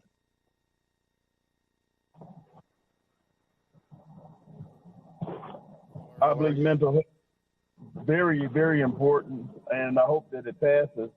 I was incarcerated in Cuyahoga County, and they refused to give me a medication I was on for many years. I had a drink, and they had to take me out by emergency and pump me with Ativan to get me to relax and to eat. And after that, they started to give me the medication that I had been on for years.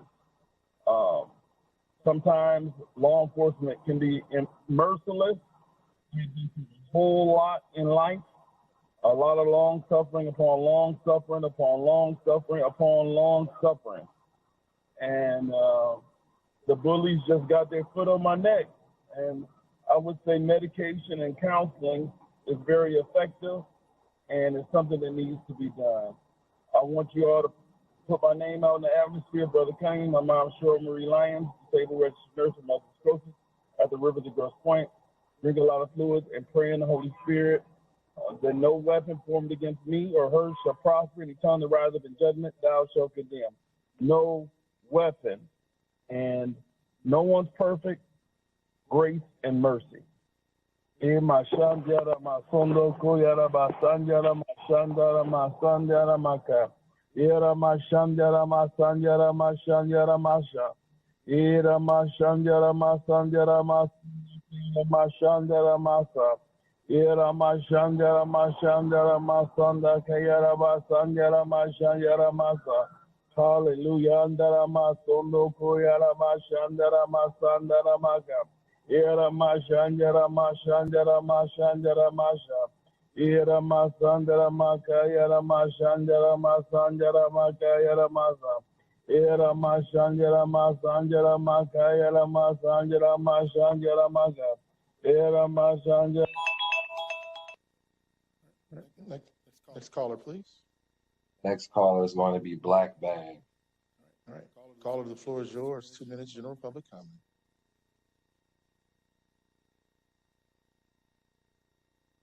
Caller, are you there? Yep, I'm right here, James E. Tate Jr.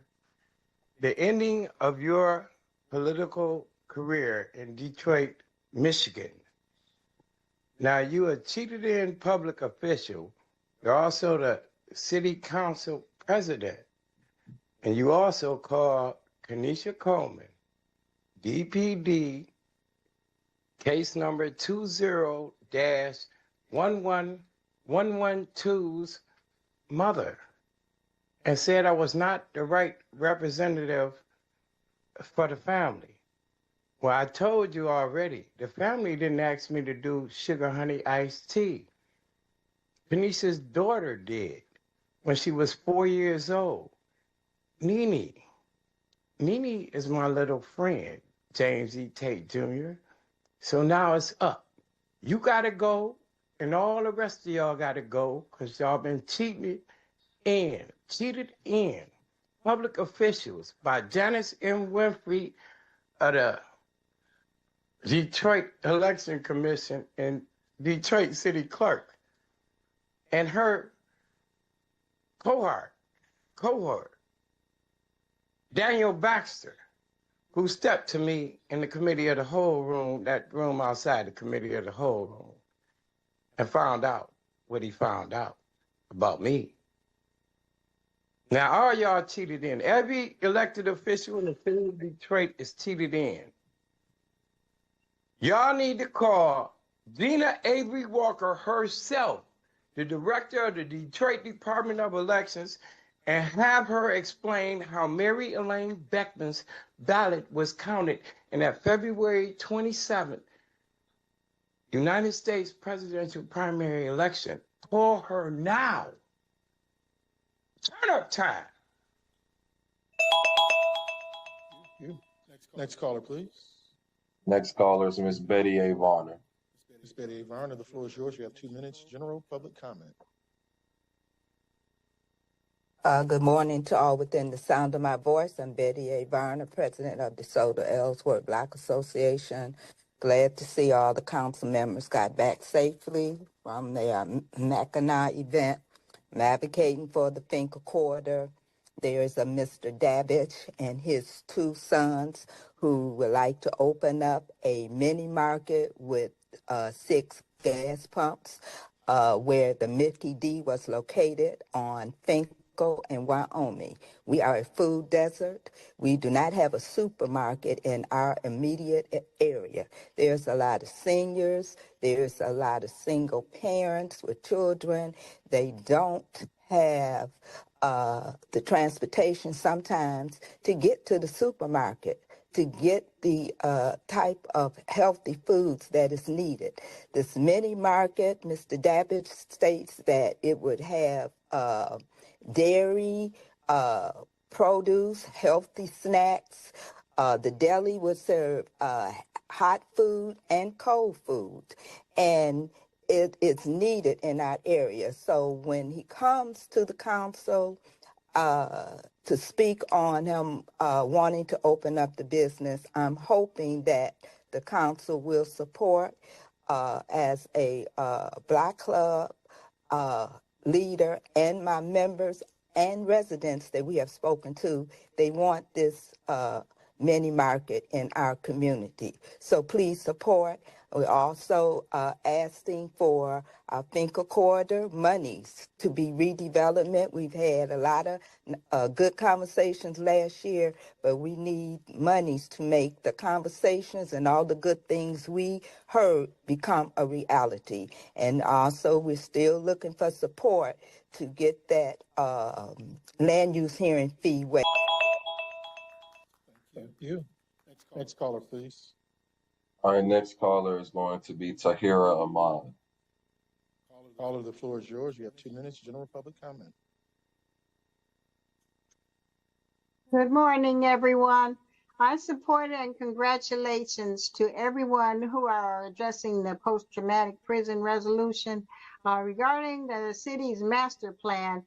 It's troubling to see 2 white women heading Detroit City's master plan. For your information, Detroit homeowners were illegally overtaxed $600 million to $1 billion, and 100,000 homes were illegally foreclosed. Duggan had yearly surpluses of $60 million. Multiply that by each year he was in office. That equals over $600 million that he stole by failed Mayor Mike Duggan not addressing this and leaving office and leaving town. He needs to be made accountable for this. He needs to be investigated. And Dana Nessel dropped all investigation, the corruption and the bid rigging for demolition, the make your date scandal with his wife, his wife that he committed adultery with, caused him to lose his 30-year marriage to his former wife. All of that was dropped, as well as the poisoning of Flint by Rick, the poisoner Snyder, dropped by Dana Nessel. Don't vote her back in as AG. You can contact the Coalition for Property Tax Justice. We meet every first Saturday of the month at 4401 Connor at 10:30 a.m. You can call us at 313-438-8698. Citizens, work with us to demand payment and justice for this illegal theft of our money, and wonder why these 2 women don't even incorporate that. Next caller, please. Next caller is Owner Papa. Caller, the floor is yours. 2 minutes. General public comment.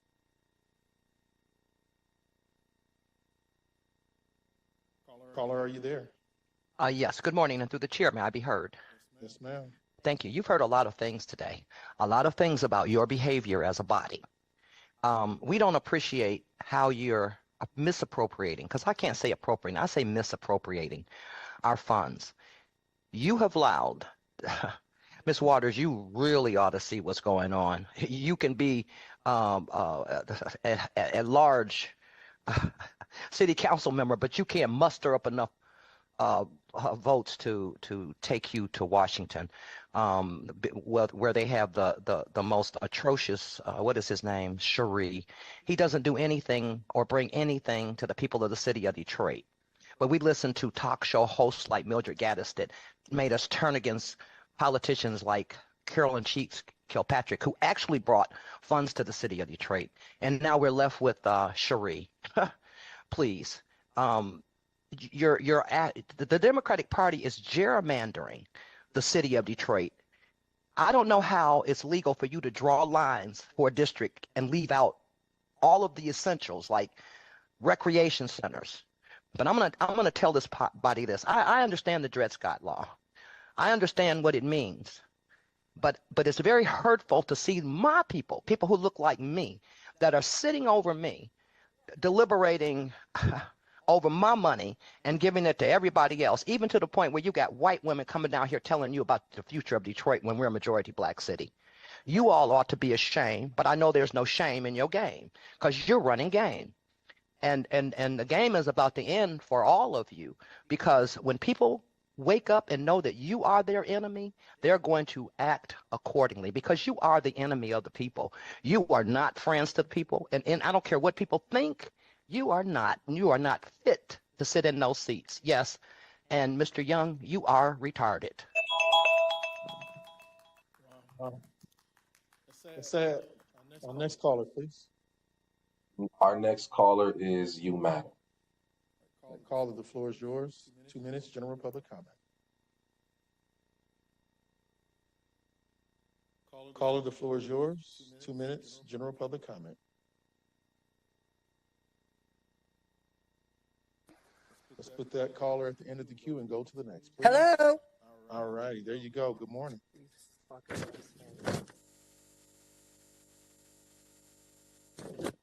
Good morning. Hello. Are you there, Ms. Ward? Can you hear me? We can hear you. Can you hear me? Okay, now I can hear you. Thank you. Okay. First of all, I think that it should be post-incarceration disorder. People can be in jail or pre-jail detainees and get mistreated and have fight or flight. Number two, these pre-sale inspections sounds like another money grab that is not needed. Why would you even do this when they're not even properly inspecting senior buildings or like the Leland building? Look what happened to them. Also, Representative Miller, you're right. Many people believe the plan is already made. The master plan update engagement process has been a joke to me. Ms. Konecki omitted some very important public input they got at a District 5 meeting at the Butzel Rec Center, where people said, I don't want to plan other people's neighborhoods. I want to plan my own neighborhood. And then I just get an email that they're going to have some meeting on Thursday between like 3 and 4:30, which is business hours. Hello. And you wonder why maybe you don't got a lot of great participation.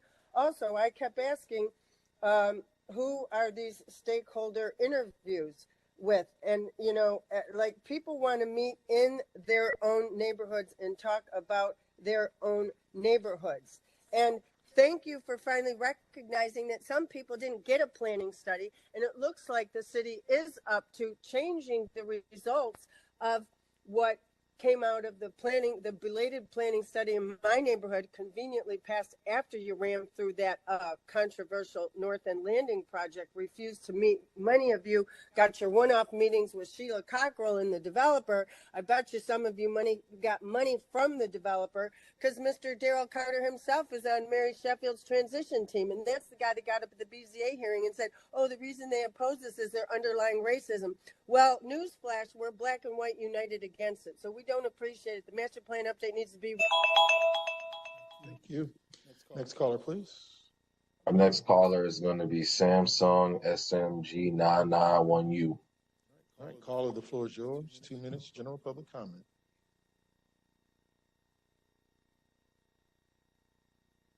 Caller, are you there?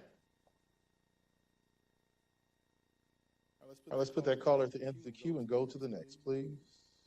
Next caller is going to be Roger Frank. All right, caller, the floor is yours. You have 2 minutes, general public comment. Hello, and thank you, Honorable Chair and council members, for this opportunity to speak with you today. My name is Roger Frank, and I live with my wife on Townsend Street in Island View. We're just east of East Grand Boulevard and between Van Dyke. I've been a resident of the city of Detroit since 2000, and my wife has been a lifelong resident. And I'm asking today that you can do whatever is within your power to address a noise complaint that the residents have over here. And it's concerning Riverview Rehab. Riverview Rehab is on East Jefferson, and they've got some sort of machinery that's causing an incessant noise, disturbing sound that doesn't stop for 24/7. It's something to do with one of their generators is what I've learned through the news media. And I'm asking if BSEED and the law department could look into this, because it's truly disturbing what is a very quality of life issue over here in our quiet neighborhood. So I would appreciate if our district leaders or the council can address it. It was brought to the media. I think it was on WDIV a couple times. but it's the noise is continuing. It hasn't stopped. And like I said, it's 24/7. You have your windows open. It's a very high-pitched screeching noise. So appreciate all the work you're doing. And that's all I have this afternoon, or this morning. I guess we're still in morning. So thank you again for this opportunity to speak with you. And I hope that it can be resolved soon. Thank you. Next caller, please. Our next caller will be caller ending in 124. Caller, the floor is yours. 2 minutes, general public comment.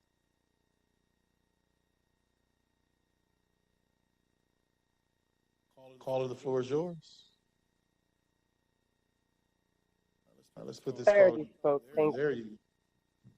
Good morning. Council President, they say that they already spoke. I believe they logged on twice. That'll make our next caller Victoria Camille. Caller, the floor is yours. You have 2 minutes, general public comment. Greetings, honorable council members. Can I be heard? Yes. Thank you. My name is Victoria Camille, Police Commissioner elected from District 7, and I'm speaking in my individual capacity. I'm calling to support the resolution recognizing post-traumatic prison disorder. I hope this resolution brings attention and resources to address the needs of those who are incarcerated as well as those returning home. And I also hope it brings to light how harmful incarceration is, period, and the importance of seeking more restorative justice pathways so that accountability, healing, and repairing of relationships happen in a holistic and healthy way. I'd like to thank my council member, Denzel McCampbell, as well as Ms. Shawana, for your advocacy for people who are often forgotten. Keep doing the great work, and I yield the rest of my time. Thank you. Thank you. Next caller, please. Our next caller is going to be Renar Machunsky. All right, Mr. Menar Mashunsky, the floor is yours. 2 minutes, general public comment. Hi, good morning. Or afternoon, can I be heard? Yes, sir. Oh, it is morning. My name is Renard Mashevsky. I'm a community organizer around transit with Detroit People's Platform and a resident of District 6 of Detroit. And I wanted to, raise to this body's attention that there was a line item of particular interest that I wanted to speak of yesterday in public health and safety about the purchasing or the status of hydrogen buses and also alternative fuel buses. It is my concern, along with others, that with these diesel prices and gas prices increasing, that's going to put increased pressure on our cities in terms of finances and being able to run DDOT. DDOT also has another issue that I need to raise to this body. The administration has been doing an excellent job in getting people employed, getting our full-time drivers roster increases. So basically enough drivers and investment into DDOT. However, we are short buses, and it takes 2 years for that to be procured. And I sit at a table of other organizers and transit organizers, and I just wanted to inquire to this body, is it possible that the city of Detroit can join with the state of Michigan or some other entity and piggyback off of other cities' orders that are already in process for these buses? And also consider non-gasoline, non-diesel buses, because fuel prices are going to be sticky, meaning this is a new normal. I don't think they're ever going to go back down again because of the conflicts the United States is involved in. But the city of Detroit has an opportunity also this August to vote on a transit millage that could possibly yield up to $7 to $8 million for our city for DDOT. This money should go into operations and other sort of fixes like shelters, bus stops, and supporting DDOT Reimagined, but not to be offsetted because the city should continue to use its general fund as well. What I'm saying is federal money will be challenged in the future. Thank you. Thank you. Next caller, please. Next caller is going to be Darren McCleskey. Caller, the floor is yours. 2 minutes, general public comment. Good morning, council. Long time no see. Okay, so let's start off. You guys are talking about post-incarceration traumatic stress syndrome.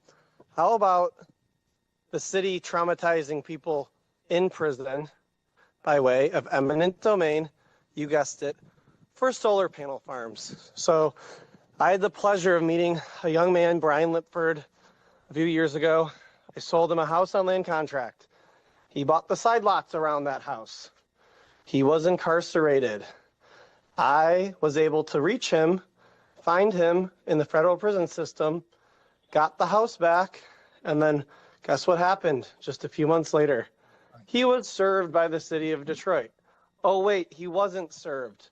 They served a random address in Warren and defaulted him, and then said that it was sufficient, and then he had his land, his only asset to his name while he's in prison, taken from him for solar panel farms, when the city has way more than enough land, 3 to 4 times as much land as they had to take from private individuals.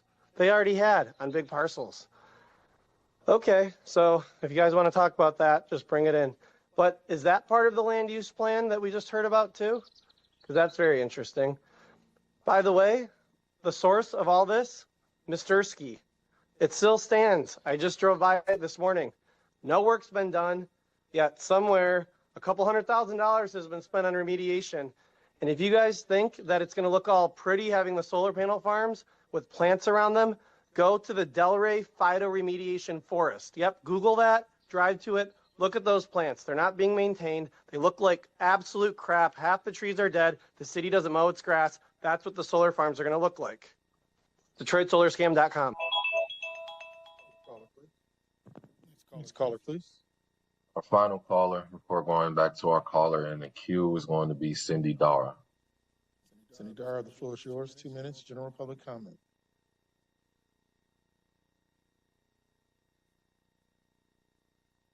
Ms. Dara, are you there? Cindy Dara going once? Cindy Dara going twice? Cindy Dara going 3 times. Are you there? Unfortunately, we're going to have to move on. If you would like to provide your comments to the clerk's office, it will be placed onto public record. Mr. Huff, do we have any additional callers in the queue? Yes, we have our callers, yes, in the queue. Samsung SMG991U. Okay, caller, the floor is yours. You have 2 minutes, general public comment. Caller, are you there going once? Caller, are you there going twice? Going 3 times. Caller, are you there? Can I be heard? Yes, ma'am, the floor is yours. I was having a problem getting on there for some reason. But anyway, I want to say good afternoon to all. I want to mention about Mr. Benson when he talked about picking up the Bible and reading the scripture. But he only do that for other people. He don't do it for our people. He'll say, well, you know, people don't know who they talking about, but I know and some other people know.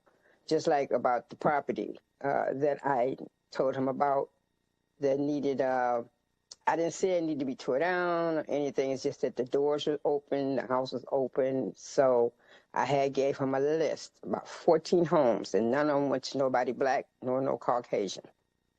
And he gave them houses. I want to know how they got them. I don't know, I guess the Freedom of Information Act somebody can look up, because I was told, again, as I said on here before, that someone was telling him, I'm not saying he, I'm just saying we heard from Hamtramck and here in my area, that somebody downtown was telling them to, if you see a vacant house, to fix it up and move in it. So I need someone to check out that on the Freedom of Information Act, because they said it was someone downtown that told them. I mean, they just come in here swooping up houses. And when you taking care of a place, not was taken care of, but taken care of, and there for since 1999, but you have other people come in and swoop up houses with no problem. Something wrong with that picture.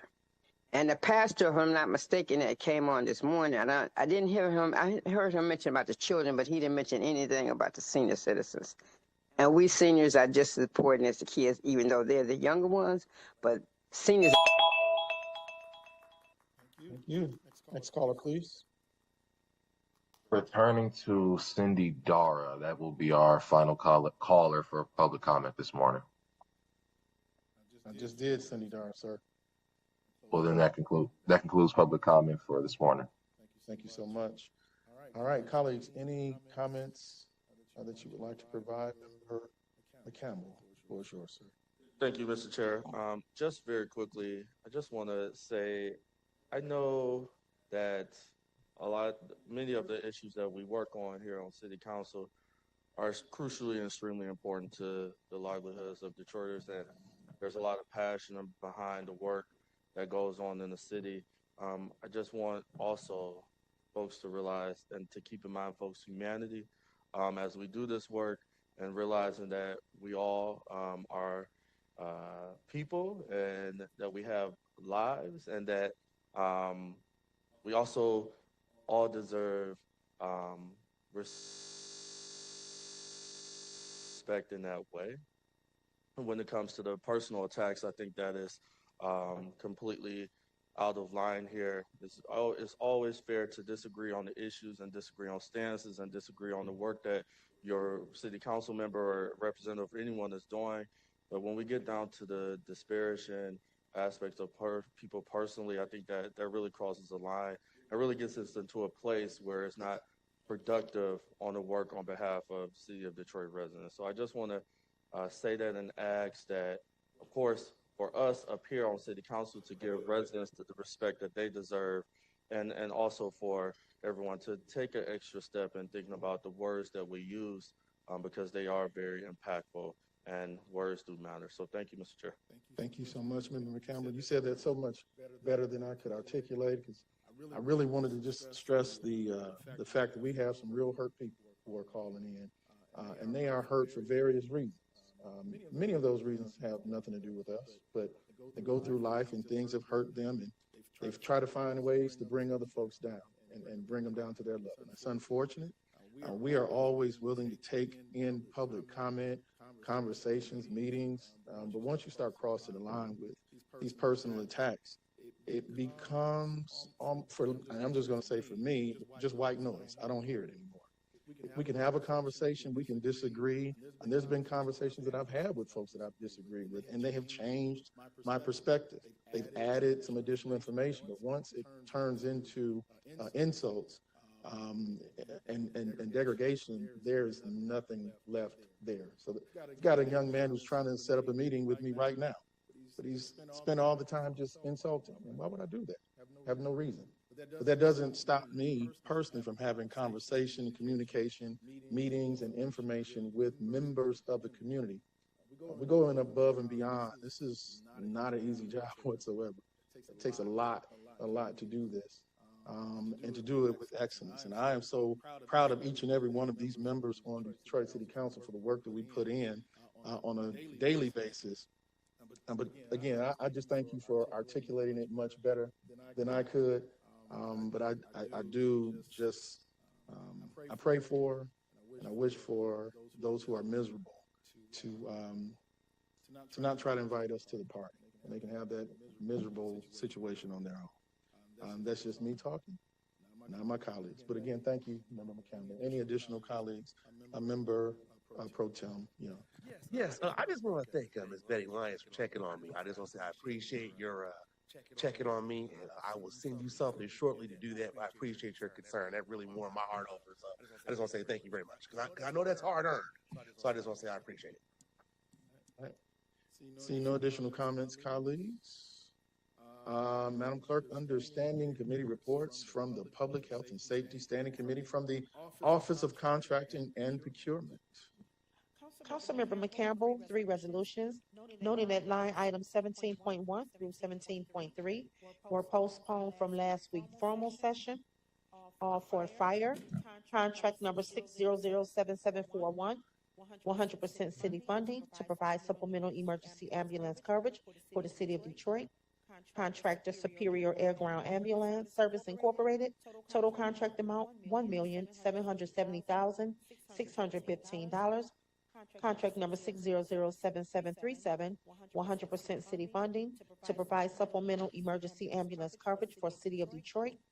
Contractor Heart EMS Medical Services PLLC. Total contract amount $1,506,540.42. Contract number 6007727, 100% city funding to provide supplemental emergency ambulance coverage for the city of Detroit. Contractor AmeriPro EMS of Michigan, LLC. Total contract amount $1,682,445.60. Councilmember McCampbell, 3 resolutions.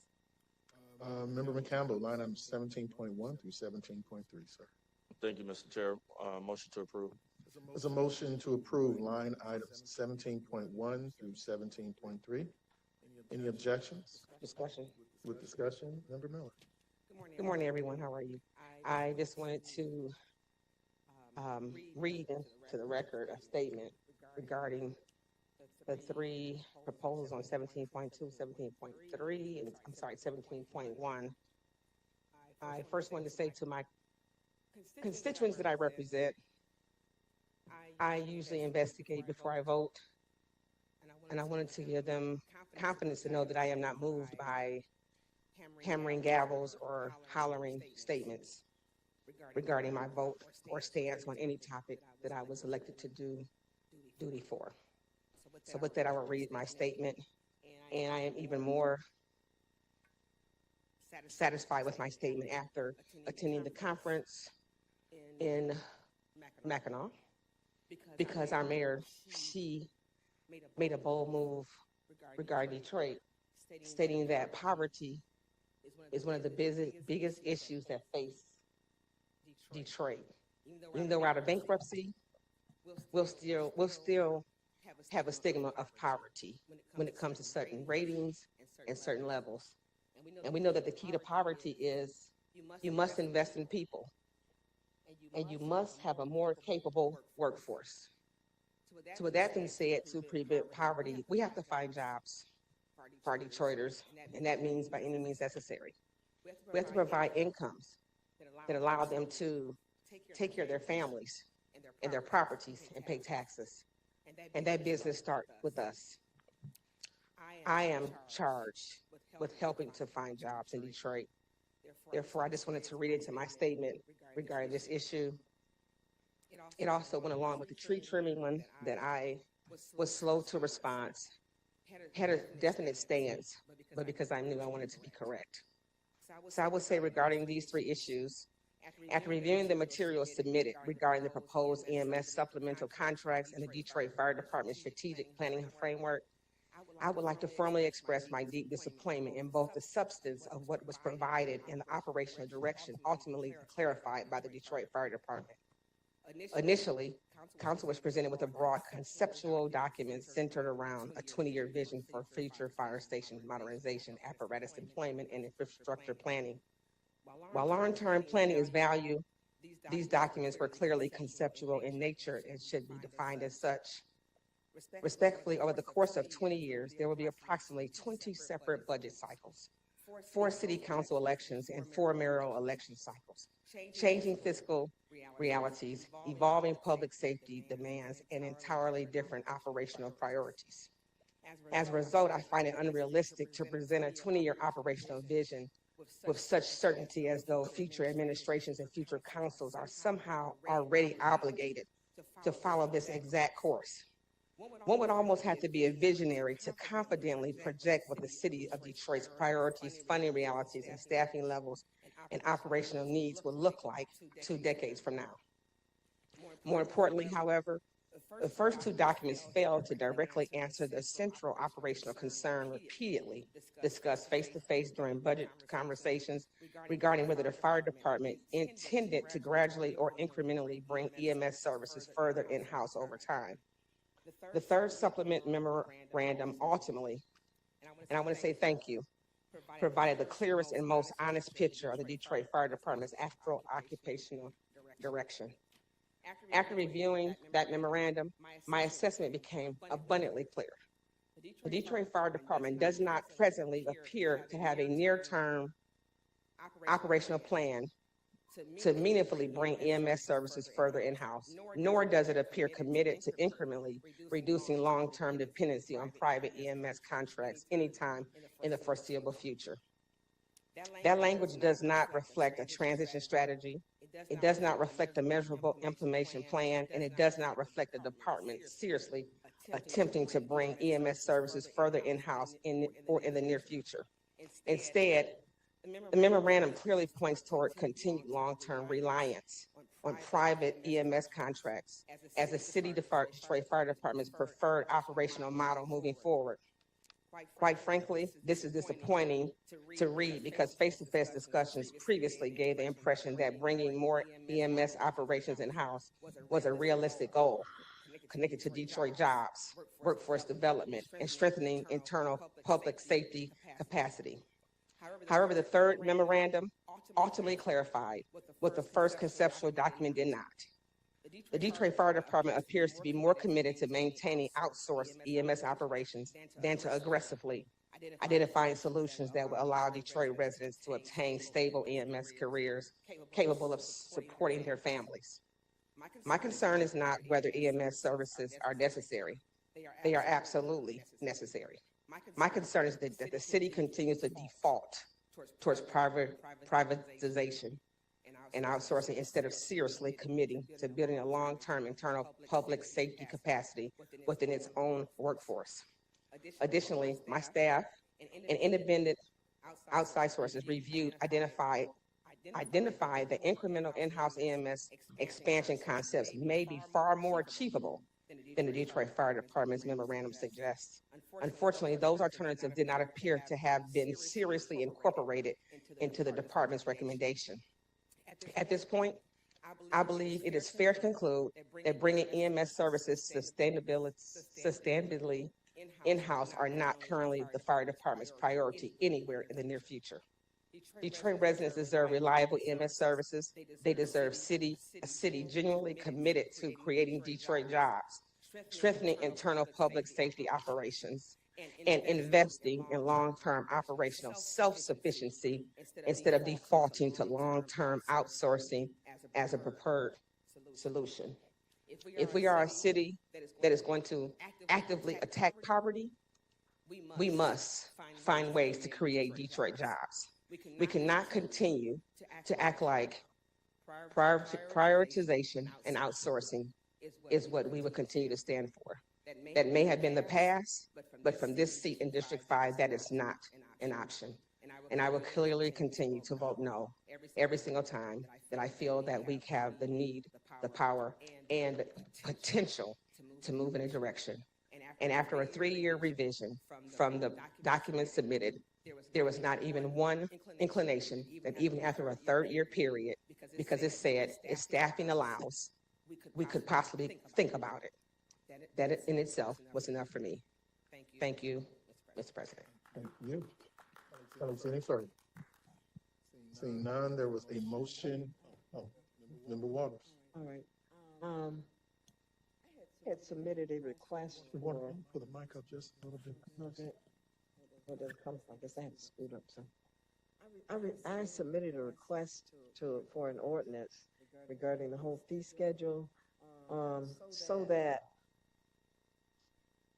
people who are in the city who utilize the ambulance services will be charged that one fee, and we would not go after them. They need to accept whatever the city pays, the ambulance services, along with whatever the private ambulance services get paid.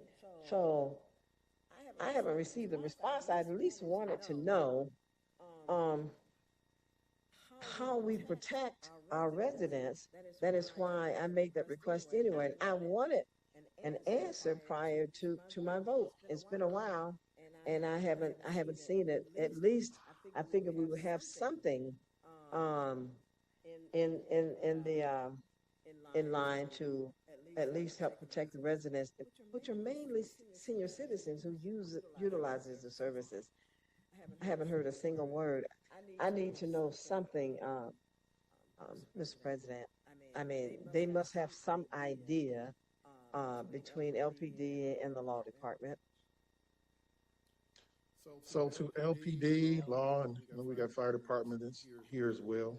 Anyone going to respond to Member Waters' question? Member Waters, when did you submit that request, Um, if I may? what was it? About Mr. 2 months President. ago? When it first started, when we first started having these conversations, for the most part, yeah. Mr. President. Mr. Whitaker. We in LPD received the request about 3 weeks ago, and I know that before I went before Mackinac, I had a conversation with my staff, and we were trying to figure out how to achieve what you were trying to get. Mm-hmm.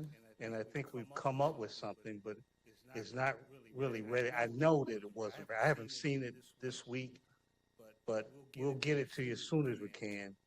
But we do have an approach. We haven't discussed it at all with law, and I think law should weigh in before we put it out. Before I really give you any specifics verbally today, but we do have an idea, an approach. Mm-hmm. Whether or not it would be ultimately fiscally responsible is a different question. And I think we need to talk with you about it, about our approach, and certainly run it past the law department before we bring it forward. But I haven't seen a final draft yet. And as soon as I get that, I will be happy to share it. Question. So how could it be not fiscally responsible? I mean, I would always say basically don't go after the residents for the additional dollars. Yeah. Accept the monies that is paid. Right. So you would be foregoing any additional funds. well, we don't get it anyway, do we? Yeah. I mean, people just don't have the money anyway. Right. And its effect on the private ambulance services will be an issue as well. But as I indicated, rather than trying to explain to you now, I think it probably better for us to flesh it out completely and then bring it to you. But we were not ready last week, I know. And as I indicated, I haven't seen it this week.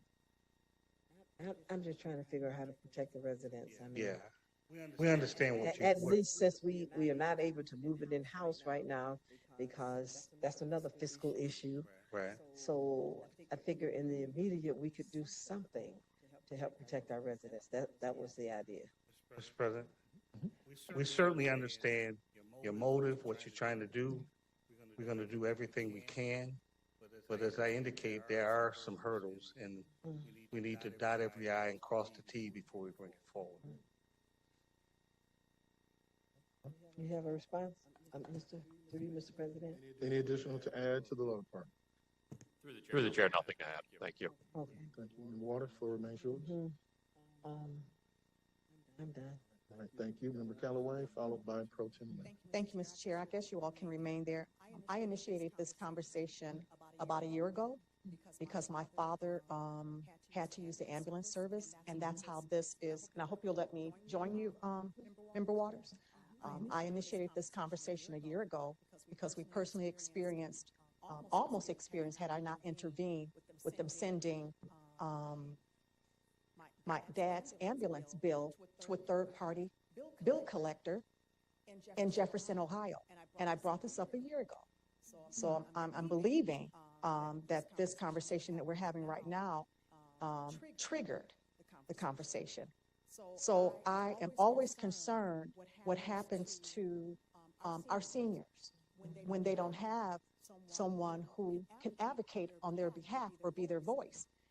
We are taking advantage, and we're allowing these third parties to come into the city and take advantage of the least of them, and it's our seniors. And I will not be supporting these 3 contracts in any form or fashion. I cannot. And we got to do a better job of protecting our seniors, and we should not be, they're on a fixed income. They're on a fixed income, and we just don't do good with taking care of our seniors. And had it not been for my advocacy on my father's behalf, they would have been trying to garnish his fixed income. So we got to work out some kind of way to keep this from happening. We have to put a red flag on the bills for these seniors, and I believe it's something that the city can absorb. And we should not be sending our senior citizens to third-party debt collectors, and they're harassing them. They're harassing them. Where are they going to get the money from? And everybody doesn't have an advocate, and we got to be their voice. So hopefully in your research, Mr. Whitaker, you can include that this city put a stop to allowing these companies going after these seniors who are on a fixed income. So while you're doing that, please include that if that's possible, because that is what's triggering this entire conversation, which was initiated by me a year ago, based on my own personal experience. Thank you, Mr. Chair. Thank you, Ms. Whitaker. Pro Tem Young. Thank you. Before I begin, I just wanted to say I think another reason why this support needs to be mentioned is that when we're talking about emergency service personnel and ambulances, historically, this was started by Freedom House in Pittsburgh by African American people. So we're talking about an industry that was created based on the innovations and history of Black folks. So I think that's another layer that we need to be sensitive about, being the largest Black city in America when we're dealing with this. Because of that, we have to make sure that if we're going to do this, that it's done right. I think there's been a lot of good points from my colleagues. I don't know if this would be to you, Mr. Whitaker, as much as I like seeing you guys. I don't think this is for you. So if the administration would like to discuss this, but from my understanding, one, to purchase the ambulances, one is going to take at least 2 to 3 years. From my understanding, first, I'm looking at these costs. If I'm wrong, correct me. But from the analysis that I have, to purchase the ambulances, it's $6 to $12 million. The equipment and / medical devices is $3 to $7 million. The EMS station upgrades is $3 to $8 million. Then the EMT paramedic hiring is $8 to $18 million. The training academy is $1 to $3 million. The fleet maintenance expansion is $2 to $5 million. The dispatch modernization is $2 to $4 million, and the legal administrative transition is $1 to $2 million. That's not including the consultants that obviously we're going to have to hire to make sure that we implement this the right way. Because you just can't wake up and say, voila, magic, this EMS service is now municipalized. I'm sure there's going to be a very complicated process. Now this is estimated, but I have an estimated total of $26 million to $59 million over 3 years. I want to know, does that match your analysis? And has there been an impact? If so, what this would have on the budget, short-term and long-term, in terms of the other services that we provide currently, and things that I would like to do in terms of social programs? What impact would this have? And if we did this, we have to start looking at cutting the budget because of that. Through the chair, Deputy Commissioner Derek Hellman. Council Pro Tem, those great questions and very valid points. We do see a significant increase to the budget. First, foremost, the timeline that you laid out for the purchase of the ambulance is fairly accurate. It's 18 months from the time of a contract signed, and with our purchasing timeline here going through OCP, you can add another 6 months. So that'd be approximately 24 months to engage and actually start receiving said ambulances. Staffing wise, that is correct, about a $10 to $11 million. So your estimations are correct. We estimate approximately about a $50 million increase to the budget over 4 years. And that comes to mind exactly what you're saying is, yes, this would have to be a budget line item from the mayor and from the city council to make sure that this does happen. And also I wanted to also state one other fact with these current contracts. They are to follow any policy procedures that we have implemented within the department. So to member Callaway's concerns is, and to member Waters, is if they are billed, they are to follow exactly what we do. So if you guys do implement as a body this ordinance, they will have to follow that ordinance too.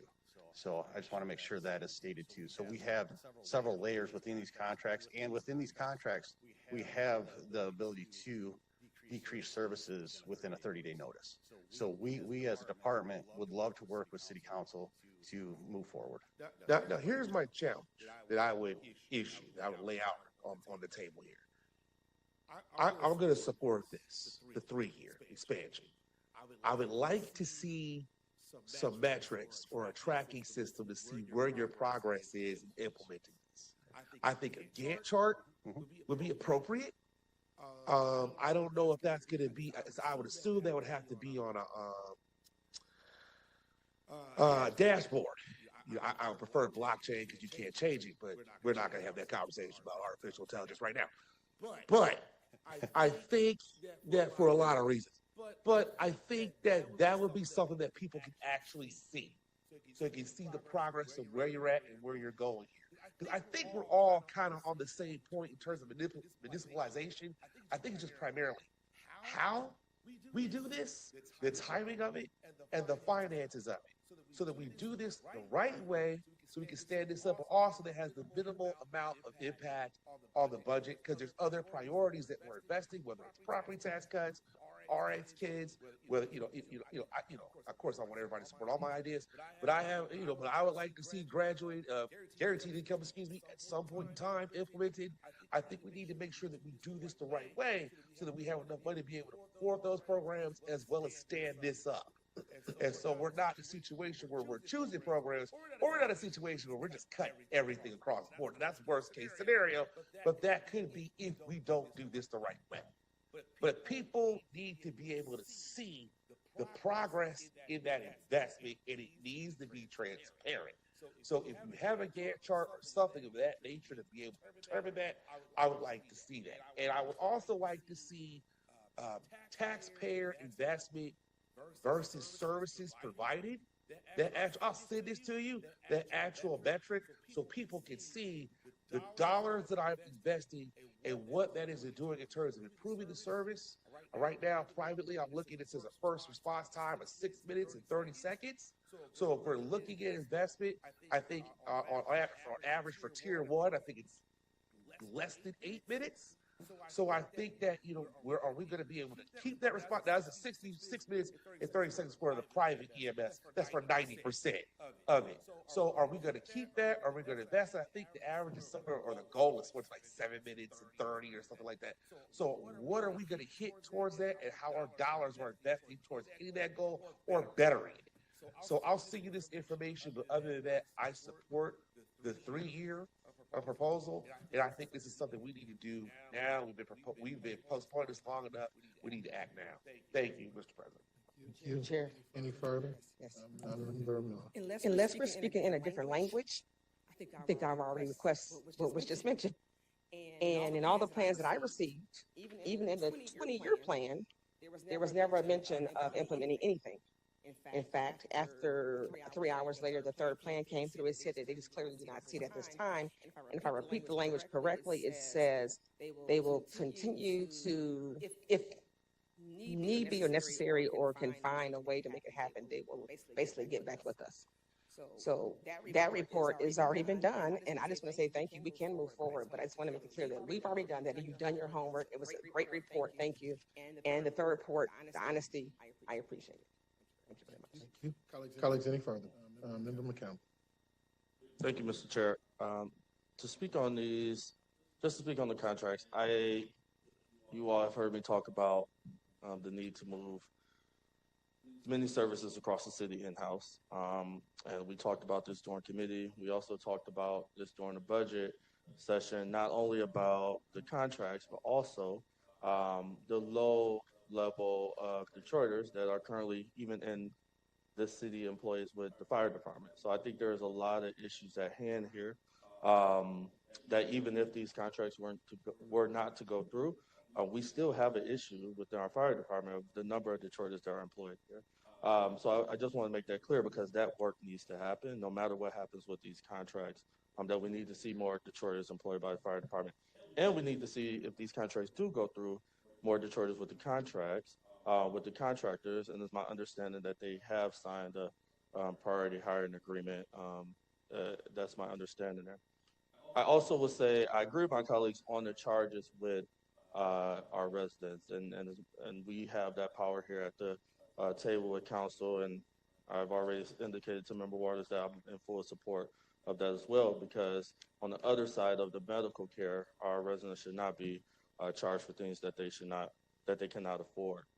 As I look at these contracts, though, and as the pro tem brought up, if we were to deny these and go to hire folks and order the ambulances, we would still be at a 2-year lag.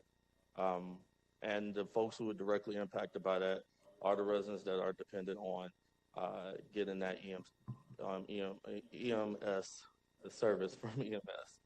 So that is in the front of my mind here on that direct impact to our residents. And I will be honest, this is not a great place to be in. I would say, well, no, any private contractor on a public service is not something that I take joy in. What I'll also say is that if these contracts are to go through, and I'll vote in support of them, but I'm going to say this to Fire Department administration. One is that through PHS, we've already asked for the quarterly updates, and I think what Member Miller and Pro Tem Young has laid out is that those are the things that we would like to see in PHS. I'll also say when we come to the capital agenda and also the next budget, it would be very disappointing if we don't see actions to actually work to start to bring this in-house, because those are, if we're saying there's a budgetary concern, well, let's talk about that and handle that in the budget as well, and with the capital agenda on what it needs to house this as well. The other thing I would say is that if there is not, for me, this is me speaking personally, because in 3 years, we still will be in this term, I will not vote for any other type of private contract moving forward, because, as mentioned, this was supposed to be temporary. I understand the position that the fire department is in now, but we shouldn't be in the space right now. And I will be making a vote in support purely because our residents depend on getting quality and timely service when they have an emergency. So I just want to lay that out, but also put that charge to the fire department and the administration as well, that we have to see. For myself, I want to see substantial work to get us to a place where we no longer need these contracts moving forward. So thank you, Mr. Chair. Thank you. Member Johnson. Thank you, Mr. Chair. Just want to say very briefly, I understand this is a longer conversation that needs to happen. As we move forward to really sit down and synthesize how we get where we'd like to be in the future, I want to ensure that you all are also putting in place a system that provides greater support, training for residents of the city of Detroit to become firefighters. I have a niece who attempted the process. She wanted to be an EMT. She didn't know about the firefighter training to do both.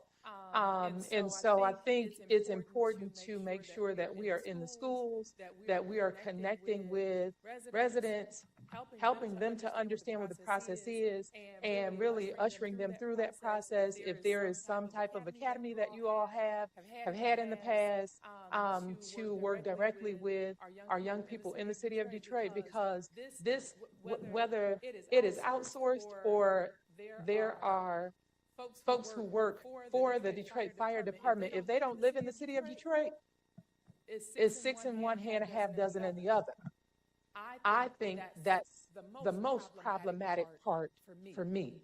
And so just like the police department has put in place, has gone to the state to charge people for going through the academy and then leaving the department, something has to be put in place with the fire department that is akin to that, to ensure that we are using Detroit tax dollars to employ Detroit residents. And so that's where I've stood. That's where I continue to stand, recognizing that I don't want to see a lapse in support for anyone who's calling an ambulance to come and address a serious issue that they have. but knowing where we want to be, I think this deserves a lot of attention, a lot of details that have to be hammered out in order for us to bring this in-house. And I'm sure those conversations will continue to happen after today. At every budget hearing that we have, whether it's from the next fiscal year up until 20 years from now, I'm sure those conversations will continue to happen. So look forward to hearing more and being involved in the Detroit aspect of employing Detroiters to become firefighters as we continue. Thank you. Thank you, Mr. Chair. Thank you. Member Keller. Thank you, Mr. Chair. And I could be wrong, but I think 66 to 70% of the firefighters don't live in the city. It's not a requirement. I understand that they are trained now at Schoolcraft College, if I'm not mistaken. Is that correct? So through the chair, no, ma'am. They don't have to take their physical test at Schoolcraft College. That's not true? Let me comment on that real quick. I apologize. I think it has a certain name. Yeah, so the initial test that an individual needs to take to get hired with the fire department is called the CPAT.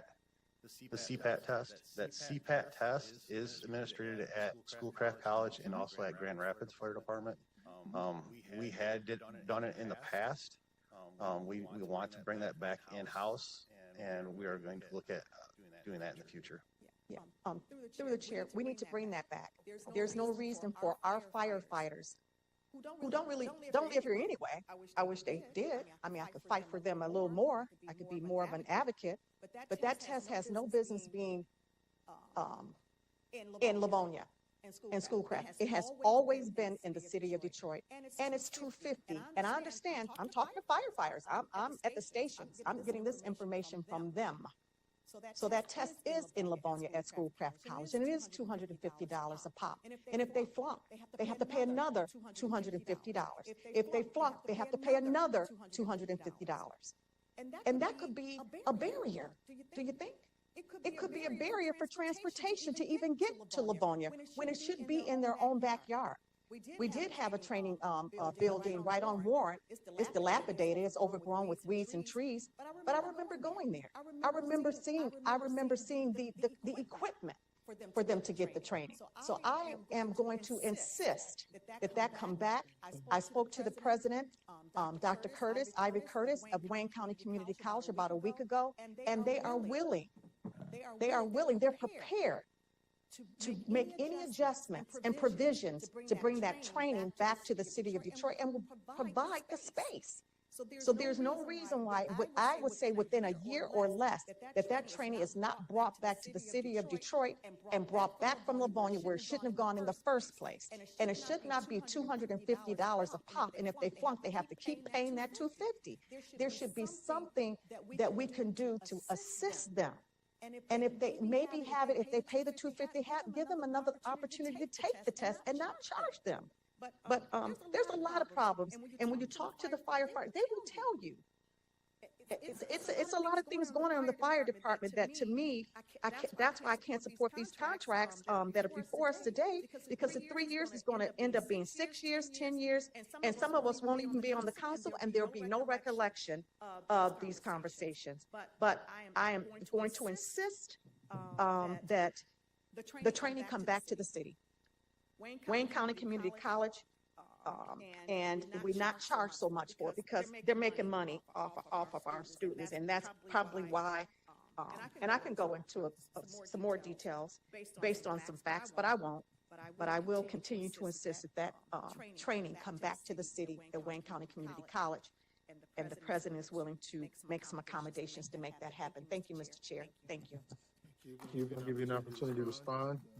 To the chair, yeah. Hold on 1 second. Hold on 1 second. Then we do want to bring this to a close. We're giving everyone an opportunity to respond, ask questions, but we do want to still move on to our agenda. So I'll give you an opportunity. Member Miller, anyone else have any additional questions, concerns, issues you want to raise? All right, you'll be the last voice, Member Miller, after we get the response from the fire department. And through the chair, thank you so much, Council President. I totally agree with what Member Callaway is saying about the CPAT test coming back to through the fire department, and we do want to move that direction. But I do want to clarify that all the training that a person comes to the department for their EMT, for their firefighter, all that training is done in-house. So if a person comes in with they're 18 years old, have a valid driver's license, and they come here, we put them through all the training they need to become an EMT and a firefighter. The department is dedicated to making sure that our residents are well-trained, that come to this department and able to provide that emergency care that all the citizens and visitors deserve. Thank you. Member Miller? Yes, I just wanted to say that I want to thank my colleagues for bringing their concerns to the table today. I have just made an additional list of $175 million for the fire department, and there is no oversight. That's $175 million where there once was, before the pandemic, before bankruptcy, there was oversight. The Firefighter Advisory Council, I will continue to advocate for that. Just like the BOPC, we have a BOPC for oversight. That's a lot of money where we have no say. And I think the community, the council needs to be able to weigh in on certain things at that amount of money, $175 million again, with no oversight. So I think that is one of our biggest problems. If we have someone that can continually have meetings monthly, even monthly meetings, to discuss some of the issues that we're concerned, we would not be here today. I know most of you have been here longer than I have and have dealt with this issue ongoing. And I just wanted to say that I would ask everyone to look into the Fire Department Advisory Council coming back so we can help allocate funds where we believe it can assist with the fire department, the commission, to designate some of these things moving forward. Thank you, to the chair. Thank you. Final response? Mr. Chair, have a motion? There's a motion on the floor currently. No, I was going to make one. Okay. I just want to make through the council president, through the chair, just want to make one final comment on behalf of the fire department. This fire department and its members care immensely about the city and the visitors. We want to do the best that we can to service everybody in a great manner. And when I say that, we want to meet with each individual city council member to make sure you guys understand the vision and the path that we want to lay forward for the department. And we're really looking forward to having these conversations because we haven't in the past. So this is something that's been brought to light, and we're really excited to have these conversations. I know we committed to doing quarterly updates at Public Health and Safety, and we're going to do that. We want to bring a Gantt chart, Council Pro Tem, for you so that we can actually lay out a vision and be able to work with each individual council member moving forward. Thank you. There's currently a motion on the floor, colleagues, for approval for line items 17.1 through 17.3. Member Callaway indicated she has a motion as well. Member Callaway. Mr. Chair, do you want to take the vote on that, and then I can provide motions? We're in that process now. Yep. I don't know. That's why I opened it up. It's not. There is a motion again on the floor, colleagues, for approval for line items 17.1 through 17.3. Are there any objections? Objection, Member Callaway. Objection, Member Merlo. All right, Madam Clerk. Mr. President, the motion passes 6 yeas, 2 noes. Thank you. Line item 17.1 through 17.3 shall stand approved. Member Callaway. Thank you, Mr. Chair. I'd like to make a motion for the establishment of the Fire Department Advisory Council. And I don't know if that needs to be made here. I can certainly support Member Miller in writing the memorandum to LPD, through the chair to LPD. The establishment of the Fire Department Advisory Council. I do not know if that's the proper name. Mr. Chair, I believe Mr. Whitaker is coming up. Mr. President, the establishment of the advisory council would be a mayoral function. So you could prepare, you can request that we prepare a strong resolution, strongly encouraging the mayor to do so, but that would be your option. Mr. Chair, that would be my motion, that resolution, that strongly drafted resolution be drafted by LPD, which would, and I'll work with Member Miller to get that memorandum to you, making that request for that strong resolution to the administration. There's a motion on the floor, colleagues. Any objections? Seeing none, that action shall be taken. And Mr. Chair, my next motion is for the, yes, sir, for the test, the physical test, I think it's called the impact, CPAT, to be brought back to the city of Detroit. So that is my motion. I will draft the memorandum, and that will be done through LPD via a resolution, a strong resolution urging that test be brought back to the city.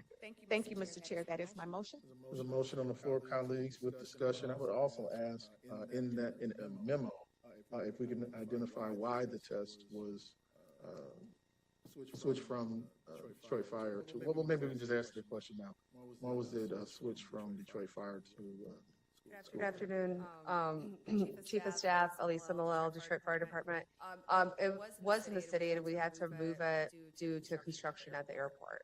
So we always had a commitment for it, had a location, and actually, Councilwoman, I really want to lift up working with her team and looking at some sites that they sent over to be helpful for us to look at the training, and also working with the mayor's office on potential funding and what that pipeline would look like. Because ideally, we would love to have the CPAT in the city. We've heard the same echoes from our members or individuals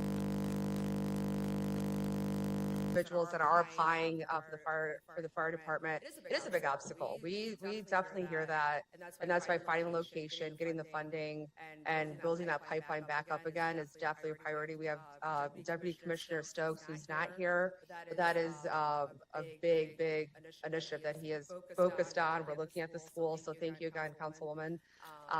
So we will definitely in our updates come back and let you know what we have and the timeline for that, because that is very important. We've heard it too. Thank you. Any further? Pro Tem Young. On that motion. Oh, no, not this motion. So no one has. Oh, no, not on this. On the motion? No. Member Waters? No, not on the motion. I'm sorry. All right, there's a motion on the floor, colleagues, for the resolution. Any objections? Seeing none, that action shall be taken. Pro Tem Young, followed by Member Waters. Thank you. Mr. Whitaker, I just wanted to ask you really quickly, just for the audience, just to understand. I just wanted you to kind of explain to us that residency for police officers, firefighters, emergency service personnel not living in the city, that's a state law that passed in 1999, correct? Yes. So it's not something the city can do, it's something the state took from the city. You can just explain that a little bit, give us a little bit of primer. Just briefly. Brief. Cliff note version. It's all done. Cliff note, during the 90s, that the power of the city to compel its employees to stay within the city limits was eliminated due to a passage of a state law. So until that law gets repealed, you don't have the option to force police or fire any employee to stay within the city limits. They can stay within, I think, 25-mile radius of the city, but you can't compel them to stay within the city. And so people should call their state legislators and leaders in order to change that law, correct? That's correct. So make sure. Mr. Whitaker, real quick, that was initiated by the fire department, correct? I know it was either fire or police. It may have been both. Okay, so I just want to make sure we set the record 100% correct. So there's other partners that we need in this fight, if that's the case. That's the direction we want to go in. All right, Member Waters.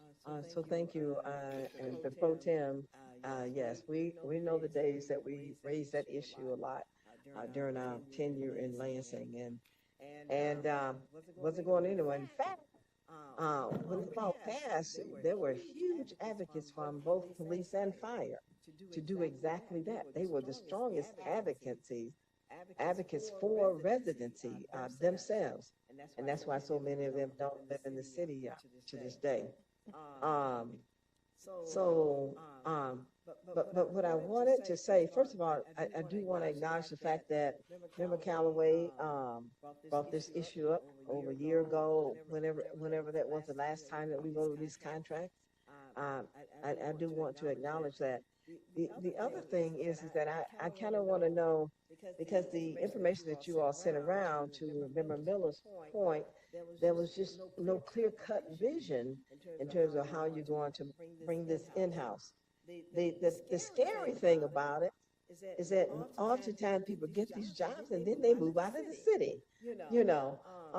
So I don't know what incentives we have to keep people here when we hire them.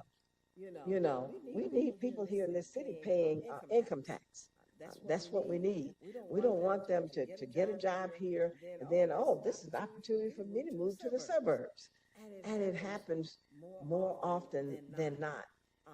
So the other thing I wanted to do, Mr.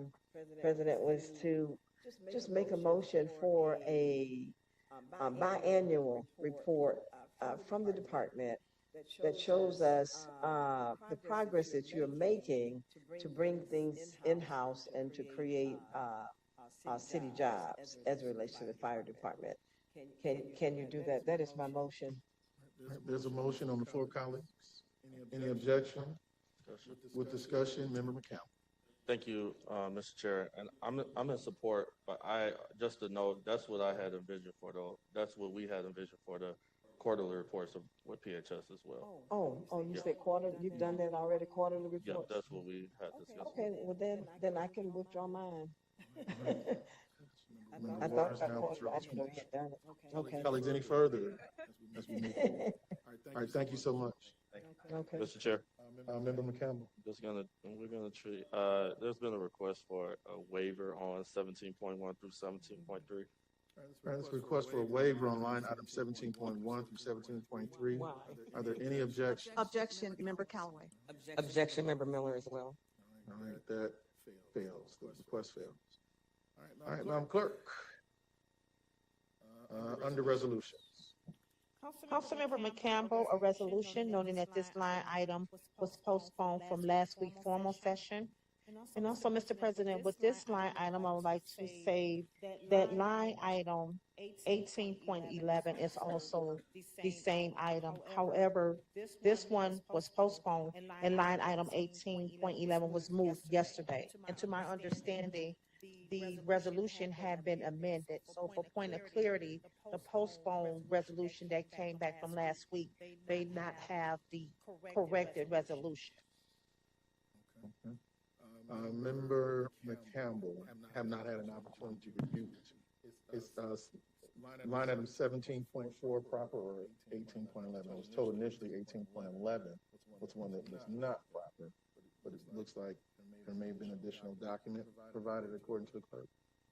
Yeah, through you, Mr. Chair. Yes, so we did have an amended version of the resolution that was submitted. It just was not uploaded. It was not there with 17.4. So if whatever is the proper way, I'm happy to move 17.4 as amended, and then we can remove the other line item if that is okay. Okay. If we can first, Madam Clerk, if we can remove line item 18.11 from the agenda, that way we clear it off the board. Is there a motion, Council? Motion to remove 18.11. That is the resolution that was just mentioned by Madam Clerk. There's a motion, colleagues, to remove line item 18.11. Any objections? Seeing none, that action shall be taken. Now we jump back to line item 17.4. Member McCampbell. Thank you, Mr. Chair. Move to approve as amended with discussion. There's a motion to approve line item 17.4 as amended with discussion. Member McCampbell. Thank you, Mr. Chair. I just want to know, as folks heard during public comment and the reasoning and importance behind this resolution, just to note that this resolution is one that has been worked on in U.S. Congress and also here on the state level in Michigan, spearheaded by Representative Stephanie Young. And just want to give kudos and appreciation to Shawana Vaughn and the Silent Cry organization when I think about the need around this resolution, and many folks have heard about folks who are directly impacted in our criminal legal system. It is said that if folks are incarcerated, that is supposed to be in a way to rehabilitate and to for folks to come back into society and be great members of society. But what we know now of folks who are incarcerated and who are impacted by the justice system, that does not happen. And many of those services are not there for folks, and they then come back into society lacking the things and services and that they need. And this resolution speaks to that. There is a resolution, as I mentioned, on the state level legislation to require screenings and to start to do that work. But this resolution just says that the city council and the city of Detroit strongly supports policies that provide comprehensive services to those formerly incarcerated through trauma-focused therapy, stable housing, and social support, substance use treatment, and reentry programs.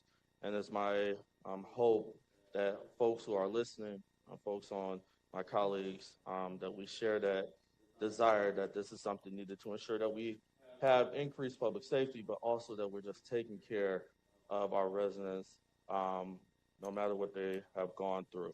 So that is what I want to put forth here with this resolution. And again, appreciation to folks who are working with folks who are formerly incarcerated and folks who just want to ensure that they have a better quality of life moving forward. So thank you, Mr. Chair. Thank you. Pro Tem Young. Thank you. I just want to say, Gamble, this is phenomenal resolution. I just wanted to ask, just out of curiosity, one, is this something that is while people are in the prison, or is this when they get out? Is it both? Is this also an item that people would use involving reparations for African American people? And does this also include Black people who are wrongfully convicted? And I know there's a lot, but I just got a lot of questions. And also, is this something that's just in the prison, or does this include traumatic stress for police brutality before they get in there as well? I just kind of want to know, because I'm looking at this, and that's where my mind is going with all this type of stuff, because this is really needed. Member McCown. Thank you. And thank you, Pro Tem, for those questions.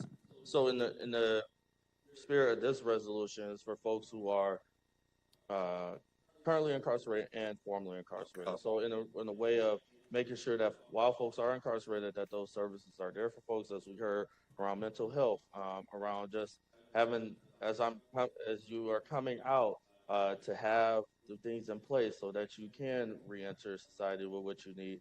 And also, as you are formerly incarcerated, that ongoing support there. The things that you brought up, though, right? The impacts of police brutality, wrongfully convicted, also the way that Black folks have been treated by the legal system. And I think that is all a part of the conversation that should be had and continue. But this resolution is specific to folks who are incarcerated and formerly incarcerated and the experiences and the trauma that they may incur while incarcerated and also coming out.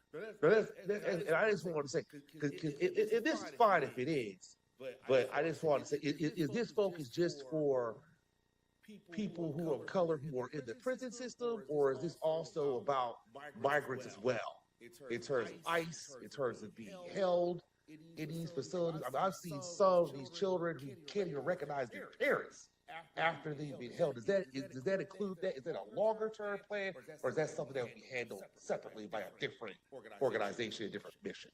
For you, Mr. Chair, I would say to get to the specifics, that may need additional conversation, additional action, because if you in the resolve, this will go to the state legislature and the Michigan Department of Corrections. So we're probably missing the federal aspect, especially around ICE, but happy to work together on that as well. No, excellent.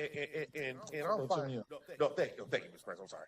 And I'll find this out on my own, but I've gotta believe that the costs that this type of damage is done to Black folks from accommodate leasing, reconstruction, post-civil war to now has to be extensive. And so, I mean, I can only imagine what that number is. It has to be a large number. So it's something I'll do some research on. But otherwise, I support this. I think it's a great piece of legislation and look forward to voting for it. And I was wondering if I could join you on it. Thank you. Colleagues, there's a motion on the floor for approval, line item 17.4. Any objections? Seeing none, that action shall be taken. There's also a request for joinage by Pro Tem Young. Seeing no objections, that action shall be taken. Madam Clerk, I've been looking up there and I see the first AC. He's been here for quite some time. We have a number of items that are on the agenda before we hit 18.5. And I believe that you're here for 18.5. We can head to that line item so we can get him out of here and get back to taking care of the city on his end. So, Mr. President, Yes, ma'am. we are going to 18.5 first, so that's where we're going? Yes, ma'am. Okay.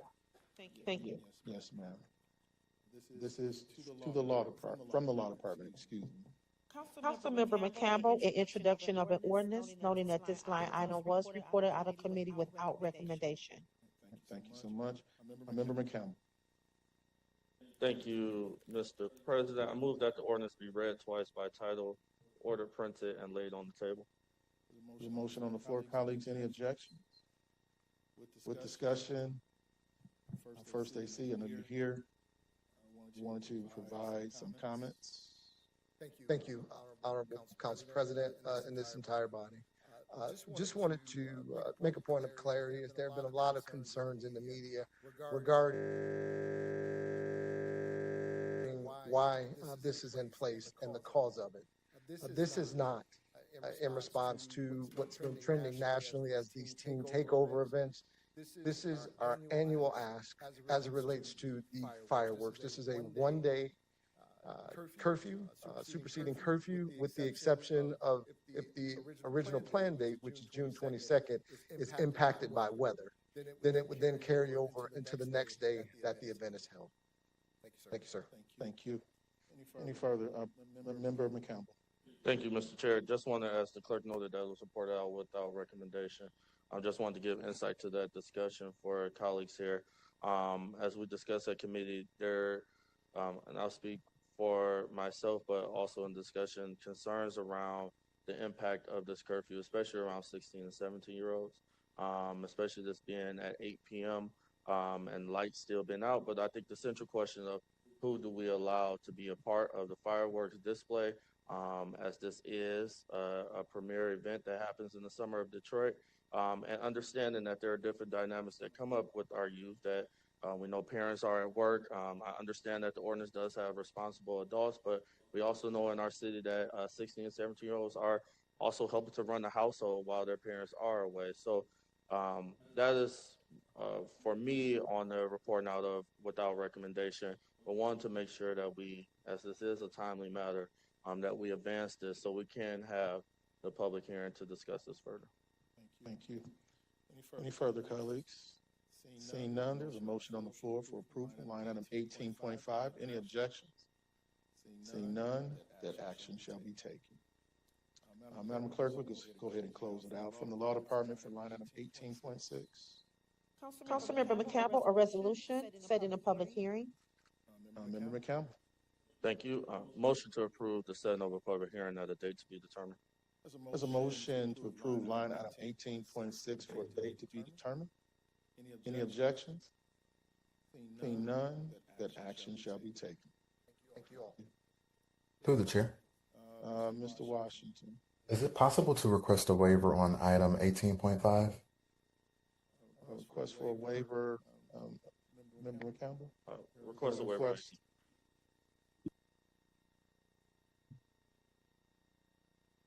Motion to request a waiver. Yeah, I don't think we need one. Oh, okay. Yeah. All right. Got it. Right. No, I got you. Everybody. Member Benson. I didn't think so either. Didn't know why it was being requested. This is going through. Mr. Washington, what is your understanding of why the need? This is a setting of a public hearing, so nothing was approved, but the setting of a public hearing. Through the chair, the request was just in case for noticing purposes for the clerk's office and for sign off from the mayor as well. So just wanted to factor that in. Okay, thank you. So is there a motion? You don't have to. There's no one that's going to move it out because I can't. So, Mr. President, Madam Clerk. yes, if I may ask, with the time Monday, June 22nd, just for point of clarity, this item without a waiver will not go before the mayor until at the earliest next Monday, which is June the 8th. From that point, the mayor has 7 days to approve from June the 8th, which will put, her approval can go up to the 15th. At that point, this must be noticed within 5 days. So you really may not have enough time for a public hearing to happen prior to June 22nd without a waiver. Discussion. Further discussion, Member Johnson, followed by Member McCampbell. Thank you, Mr. Chair. So I need some clarification because the question is more about when the public hearing is held and moving it forward. So is the notice requirement for the public hearing a set number of days prior to the public hearing taking place? That is correct. And so would the focus be more on the date of the public hearing that I believe the committee should probably set today, and then that's move forward perhaps with the waiver. Clerk. If the date, Mr. President, you being that the fireworks scheduled the 22nd of June, that is a Monday. Today is the 2nd. This item will not go before the mayor until June the 8th. There is a 7-day window automatically for her approval, which could put it at June the 15th for her approval date. You only, the hearing, you get from the 15th to the 22nd, that is only 1 week where you will have to have a public hearing published and set within a week. That will not be enough time to do so. So even if the date is determined today, just say if they wanted the public hearing to be June the 15th, it won't go to the mayor until again next Monday without a waiver. And there is a 7-day window. There is no guarantee that the mayor will approve it. The next day she has until 7 days.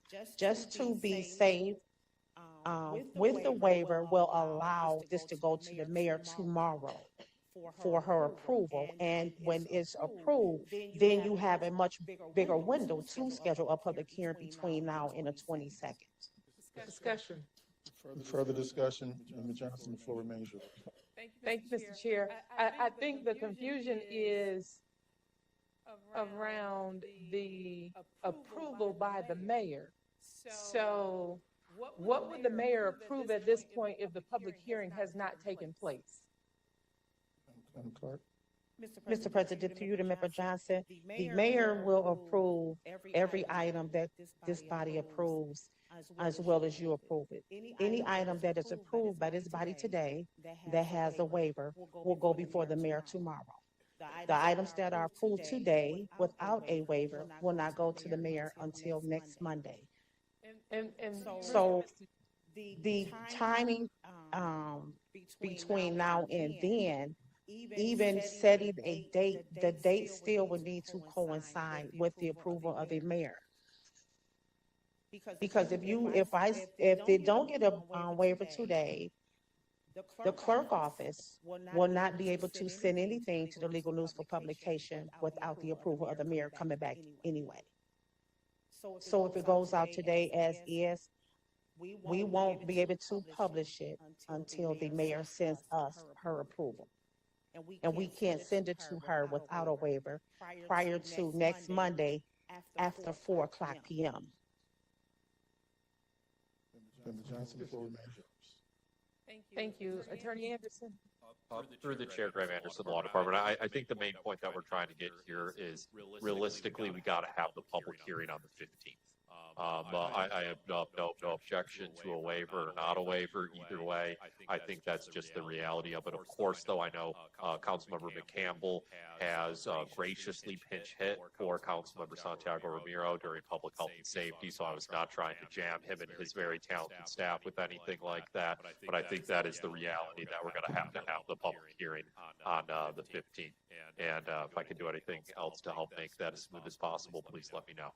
Thank you.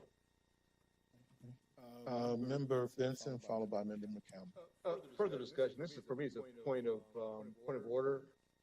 Unless I'm mistaken, this is a legislative process. I'm not aware of any body other than this body approving public hearings, approved contracts, ordinances, yes. But the process of setting a public hearing, if I'm not mistaken, is solely within the jurisdiction of this body. And while I understand the request for a waiver and the intent, unless it's required to move this process along, I do not support that. If this is a legislative process, then we must stay within the legislative body. Unless I'm mistaken, the setting of a public hearing is our purview. And there is no need for a waiver. If I'm not mistaken, by statute, the earliest that a public hearing could be held would be the 9th of June, and it could be held in this space, which would further expedite this process. But to request a waiver, to me, is just, it's procedurally improper, and I do not support that. So, I mean, I guess the other question is, while it may not be statutory, is there anything that prohibits this body from putting a waiver on there? That's really the question. I mean, it's not so much if it's mandatory, if it's necessary, but this body does this body have the ability, if it's so desired, to do so? Mr. Chair, is that directed towards? Yes, sir. Okay. Yes, sir. Mr. President, that would be within your prerogative whether or not you want to put a waiver on an item. I don't think it's necessary. I don't think. But if you want to do it, it seems like it would satisfy the clerk. The clerk is looking at me with dagger eyes. So, certainly I don't think it would hurt. If it's the council's desire to have the public hearing and it will facilitate having the public hearing, I don't see any harm in a waiver. But the necessity of the waiver, I agree with everything Mr. Benson said. I think he was texting me, but I agree with him anyway. I mean, it's not a requirement. It is within your prerogative to set public hearings on a matter squarely before council. Member Benson, the floor remains yours, sir. And I'll just continue to say, I understand the intent why we want to expedite this, but it's unnecessary, and I just believe it's procedurally improper, and it's just a slippery slope to try to allow the administration to have a say in our procedures, where the administration would not allow this body to have a say in their procedures, and they've made that clear several times.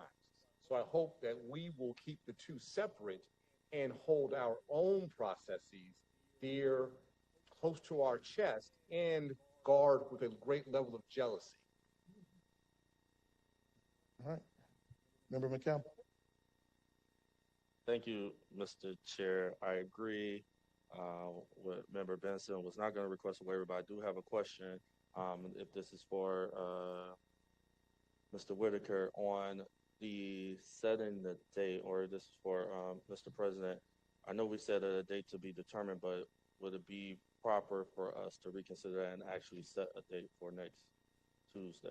I think that's what is being requested. And Madam Clerk indicated that would be helpful, her and her team for certain. Mr. Whitaker? It's a matter of publication. You have to publish, and then you can only do it 5 days after publication. So The question is, how quickly can it be published? And I think that's what Madam Clerk was indicating. She needs enough lead time to get it to the legal news so it can be published, because you can't have the public hearing until 5 days has expired. So that would rush. But as Mr. Benson says, if they're looking to have a public hearing, you can have a public hearing at a formal session. You don't have to have it in committee, although I think that's the desire. I got a little hand in that too.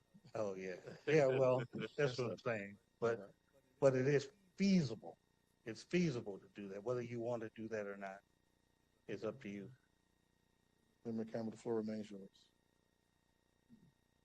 I would just, no, this is my first time doing this. I would just defer to you, Mr. President, on what you'd like to do, for whether we have it during a formal session or have it in a committee. The goal for me is just that we can have the conversation and get this executed within the time frame that's necessary. So it allows us to move forward. If we're looking for the 9th, I can have it on the 9th. That's not a problem. It's just what we have a number of presentations that's happening on the 9th. So be prepared for a longer number. Are we looking at the closed session on the 9th as well, or is it now moved to the 16th? The 16th? Okay, so it may give us a little breather. Okay. But through you, Mr. President, I would just say, or this is a question for the clerk or Mr. Wicker, are all the motions proper so far, or do I need to go back and change anything? No. Mr. Whitaker? Through the chair, everything's been proper so far. The TBD motion covers everything. We're fine shape. Yeah, I think he wanted to hear from you, Mr. Whitaker, but he gave him the thumbs up. All right, great. Okay. Thank you. All right. But I think so we're not looking to put a date on it right now? Mr. Chair. Member Johnson. I'm not sure if the clerk's office would like to chime in, but if we're considering the 9th, it would have to be in the afternoon after now on the 9th, depending upon when they can actually get the notice out. If not the 9th, then the 15th during PHS. Madam Clerk, how does that affect your notice requirement? Just so we can post this one up. If we do it on Mr. the President, I believe the 15th would be okay. The 9th, we can attempt, but there's no guarantee that we will be able to have it published and everything prior to next Tuesday, depending on reaching out to the legal news. But it's at the will of the body, Mr. President. Okay. So I think we can just keep things how they are. It looks like we will be able to achieve what we're looking to achieve without touching or breaking anything. Member McCampbell, the floor remains yours, sir, if you have any additional motions. I know they should let us know this stuff beforehand. No additional motion. I'm fine with the 15th. We can handle that in PHS.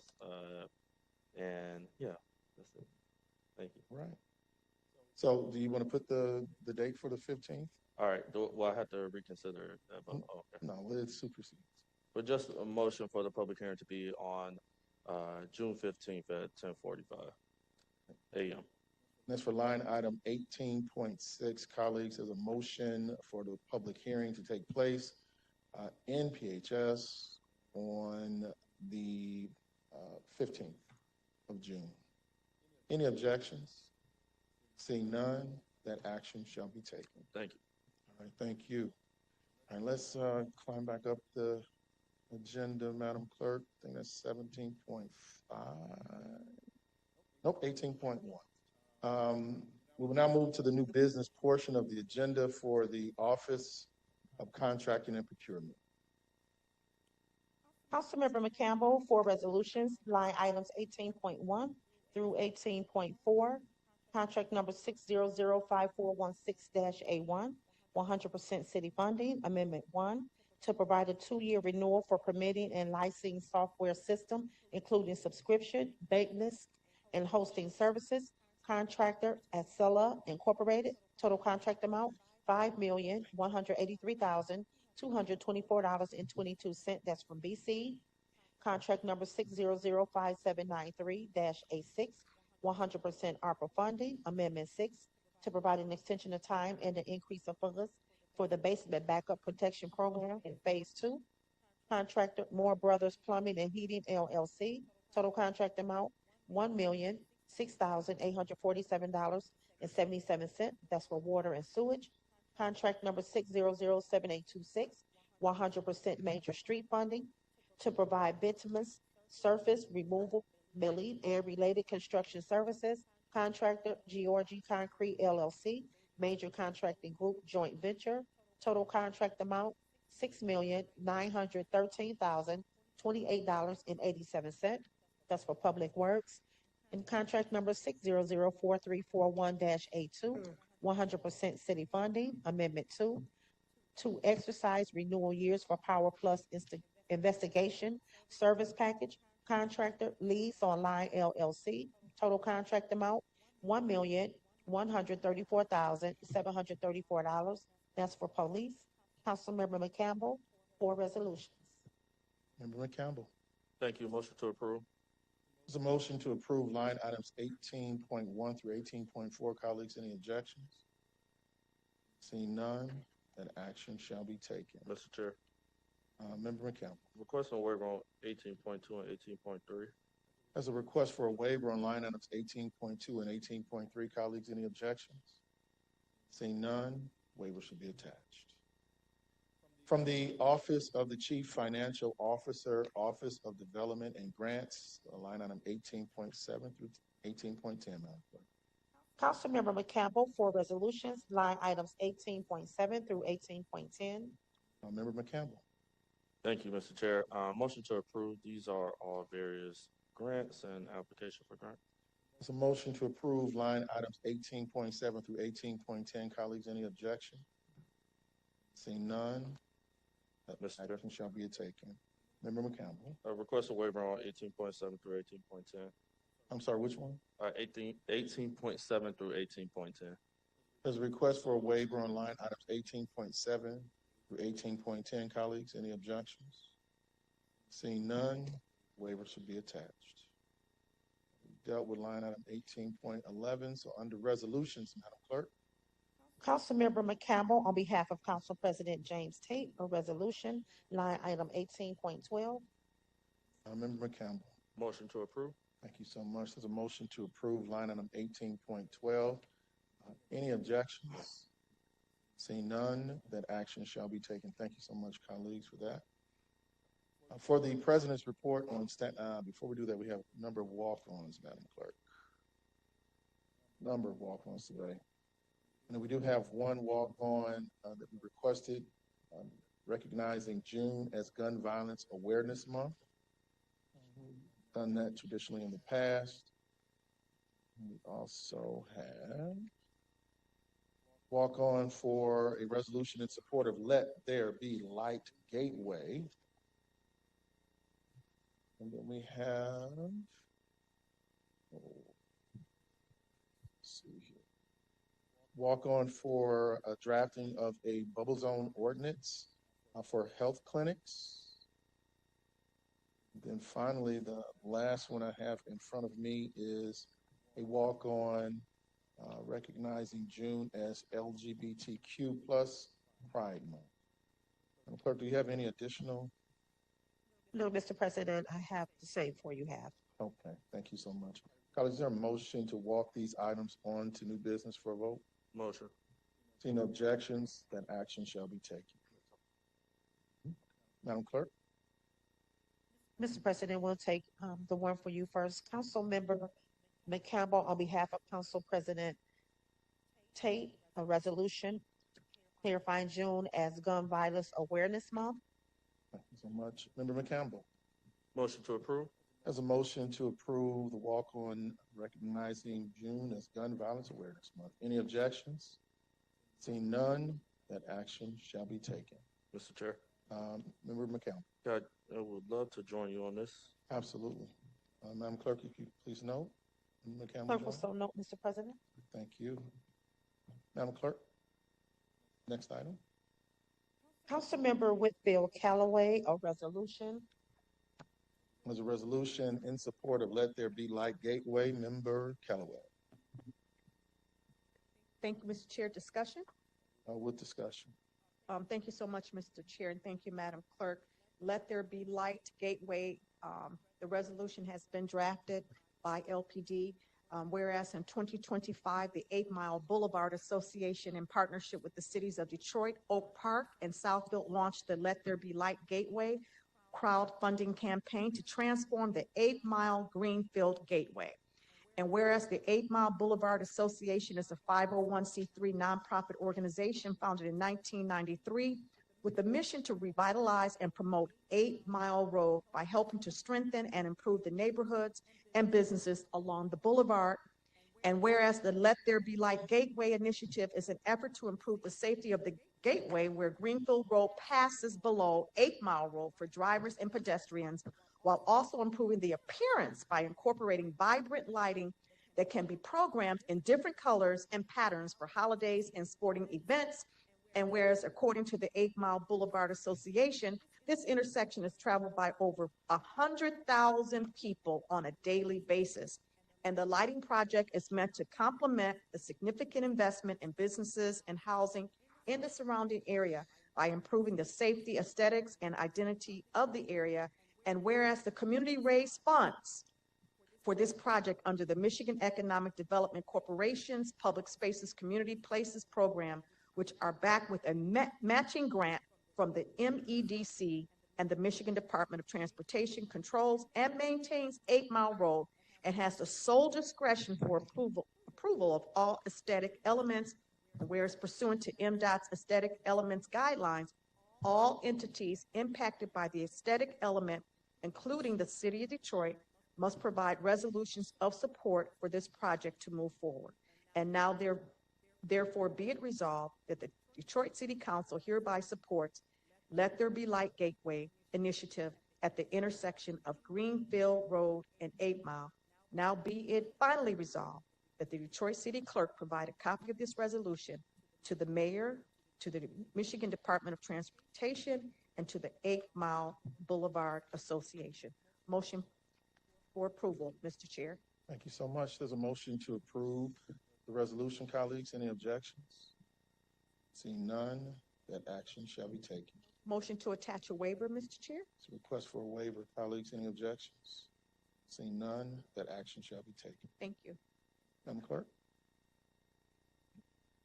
Councilmember McCampbell, a resolution recognizing June as LGBTQ+ Pride Month. So much, Member McCampbell. Thank you, Mr. Chair. Move to approve with discussion. There's a motion to approve with discussion, Member McCampbell. Thank you, Mr. Chair. Just want to give appreciation to Member Santiago Romero and her team for this resolution.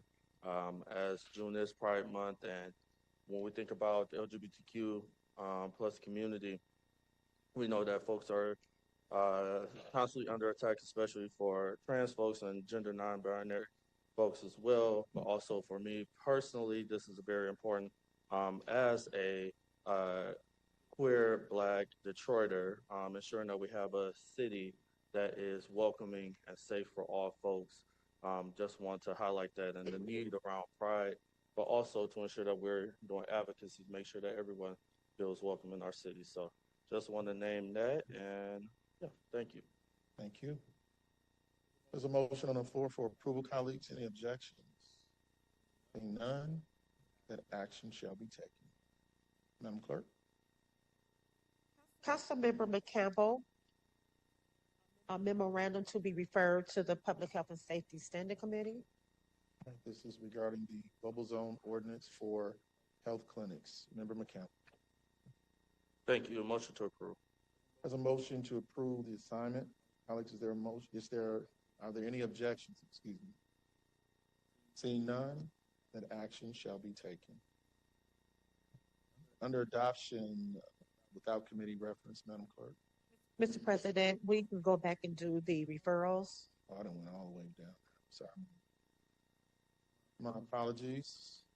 For the President's report on standing committee referrals and other matters for the Budget, Finance, and Audit Standing Committee, Madam Clerk. One report from the Office of Contracting and Procurement. The one report will be referred to the Budget, Finance, and Audit Standing Committee for the Internal Operations Standing Committee. 15 reports from various city departments. The 15 reports will be referred to the Internal Operations Standing Committee for the Planning and Economic Development Standing Committee. 3 reports from various city departments. The 3 reports will be referred to the Planning and Economic Development Standing Committee for the Public Health and Safety Standing Committee. 6 reports from various city departments. The 6 reports will be referred to the Public Health and Safety Standing Committee under consent agenda. There are no items, Mr. President. We now move to member reports. And we'll start with Member Miller. Back to the table.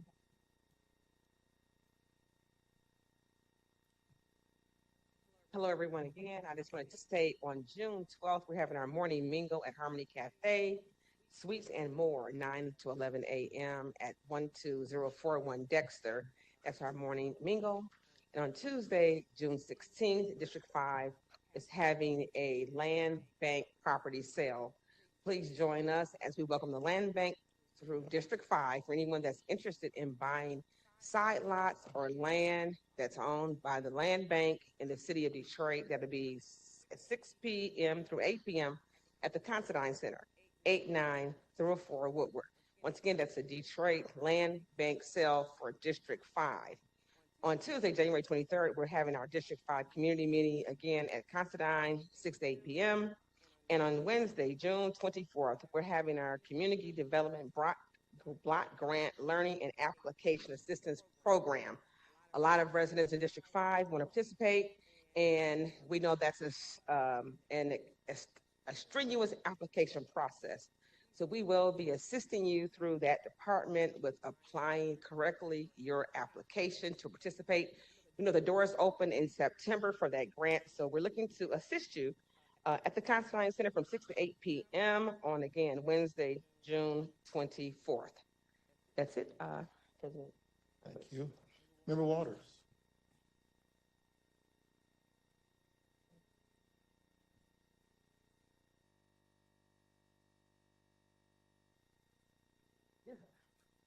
Thank you, Mr. President.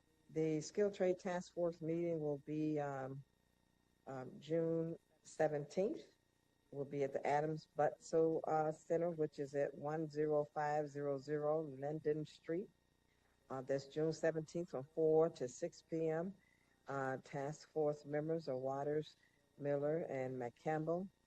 And then on June 18th, right here in the auditorium at 11 a.m., will be the Retirees Task Force meeting. It's going to be at 11 a.m. right here in the auditorium, and that meeting will also be a hybrid. The co-chairs are Waters and Matt Campbell. All right, thank you so much. Thank you. Member Benson. Thank you. I'm looking forward to our Thursday Ecumenical Clergy Brunch on Thursday, June 11th from 11 a.m. to 1 p.m. This will be at the Say Detroit Plain Education Center. This will be our Ecumenical Clergy Brunch on Thursday, June 11th from 11 a.m. to 1 p.m. In addition, we will be hosting our second Juneteenth bike ride on June 19th, Juneteenth, from the Charles H. Wright Museum of African American History. The check-in will be at 09:30 a.m. and we'll be riding out at 10 a.m. This is a great curated ride and our second time hosting this at the Charles H. Wright Museum of African American History. We'll be partnering with Major Taylor, 313 Cyclones, the Slow Roll, my office, the Charles H. Wright Museum of African American History, Black Leaders Detroit, Wheelhouse Bicycle Shop at the Detroit Greenways Coalition. Once again, come on out and ride. It's a free, fun ride. Juneteenth at 9:30 a.m. We'll be riding out at 10 a.m. from the Charles H. Wright Museum of African American History on Juneteenth, the great curated ride. We will be stopping by and learning about topic-specific as well as timely interests, historic interests throughout the city of Detroit. Thank you. Thank you. Member Johnson. No report. Thank you. Member Callaway. Thank you, Mr. Chair. Everyone is invited to enroll their students. It's free 6-week summer discovery program at Oak Grove AME, which is on Cherry Lawn and Pembroke. These are for rising 9th graders and rising 10th graders. And you don't have to live in the city of Detroit. You just simply have to live in Wayne, Oakland, or Macomb County. It's a free six-week program. There'll be cultural experiences, financial literacy classes, and more. And I think every Friday they're going to have a field trip. For more information, you can call 224-4535. And then join us for our coffee and conversation on Monday, June the 8th from 8 to 9 a.m. at Live 6 Home Base, which is located at 7426 West McNichols. Representatives from the Detroit Board of Education, the Board of Police Commissioners, the Health Department, and various other department heads will be at the coffee and conversation. This is an opportunity for our community to connect with those city leaders and learn more about local initiatives. You can call 224-4535 for more information. And if you can't make it to the in-person coffee and conversation, please join us for our monthly District 2 community webinar, which is going to be Monday, June the 15th, virtually from 5:30 to 6:30. You can call 224-4535 to get that meeting ID information. And then for Father's Day, Wednesday, June 17th, we'll be hosting an event from 1 to 2 p.m. at Desmond's Elegant Affairs on Puritan. And we will have representatives from the health department from the fatherhood program. And we will also be offering free bowls of the, from what I understand, award-winning gumbo. So anybody who's interested, bring your father, your brother, yourself, your nephew. You are all invited to come and participate in that Father Day celebration. And then join us for our first ever citywide Blight Patrol orientation on Monday, June the 29th from 4 to 6 p.m. at the Adams Butzel Recreation Center, which is located in District 2 at 10500 Linden. We'll do a deep dive into the Blight Patrol, discuss what role you'll play and how you'll file your mileage to get reimbursed and help us to fight the blight that is happening in our city. And lastly, the City Health Department offers free lead testing to reduce toxic lead exposure among Detroiters. Please call 876-0133 for more information. Thank you, Mr. Chair. Thank you. Member McCampbell. That's for me. All right. Thank you, Mr. Yep, Chair. McCampbell. Just 2 items. Thank you. So this Friday, June 5th at 4 p.m. until 5:30, we'll be hosting our first Disability Task Force meeting. This task force is chaired by myself, Member Johnson, and Pro Tem Young. So this Friday, 4 p.m. until 5:30 p.m., located at ARC Detroit at 51 West Hancock Street. But this will also be a hybrid meeting.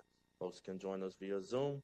And then on June 20th, we will have the District 7 Freedom Festival in celebration of Juneteenth from 12 to 4 p.m. at Rouge Park at Joy and Spinoza. This is a free event. We'll have food, we'll have performances, stuff for the kids to do, and also resources as well. So please do join us June 20th, 12 to 4 p.m. at Rouge Park for our Freedom Festival in celebration of Juneteenth. That's it. Thank you, Mr. Chair. Thank you. Pro Tem Young. Thank you, Mr. President. Member Callaway, I would look forward to having some of that gumbo, please. Tomorrow, June 3rd, we are restarting the produce giveaway at Butzel Recreation Center on Kercheval during the summer months. We will be passing out free fresh produce boxes provided by Eastern Market starting at 12 noon. So that's tomorrow, June 3rd, at Butzel Recreation Center on Kercheval at 12 noon. Boxes will be given on a first-come, first-served basis. The address for Butzel Recreation Center is 7737 Kercheval, Detroit, Michigan, 48214. Again, that's tomorrow, Wednesday, June the 3rd, 2026 at 12 noon. So tomorrow, Wednesday, June 3rd, 2026, 12 noon at Butzel Recreation Center, 7737 Kercheval, Detroit, Michigan, 48214. Also, Wednesday, June 3rd, 2026, I will be hosting a virtual meeting starting at 4 p.m. with Director Crystal Perkins to discuss upcoming summer programs for our seniors and youth. Please call 224-4248. Again, that's 313-224-4248. Again, that's 313-224-4248 for more information on how to register for this meeting. Again, I am hosting a virtual meeting tomorrow, June the 3rd, starting at 4 p.m. We will be discussing programming for our youth and seniors. All are welcome to attend. Please call 313-224-4248. Thank you, Mr. President. Thank you.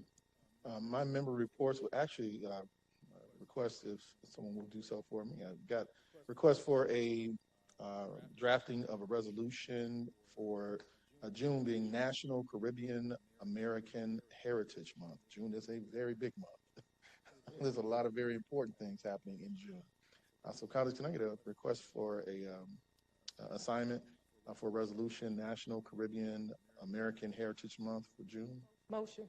There's a motion on the floor, colleagues. Any objections? Seeing none, that action shall be taken, and we will follow it up in writing. And then lastly, wanted to just touch base briefly on some of the challenges we had with our Zoom yesterday in PHS. It led to a major delay.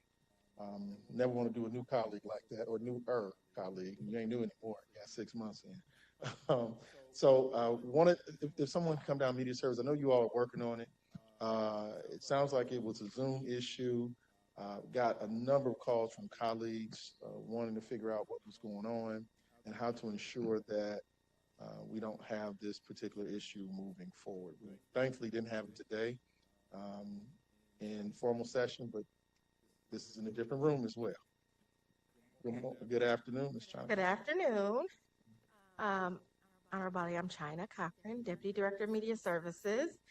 And I was asked to come here to address the issue with the Zoom. The issue is not actually with the Zoom. The issue is with the hardware that connects to the Zoom. It is called BIAMP software, and we have reached out to the vendor to come and service the software. However, they tried to service it this morning. It was not working. They did it remotely.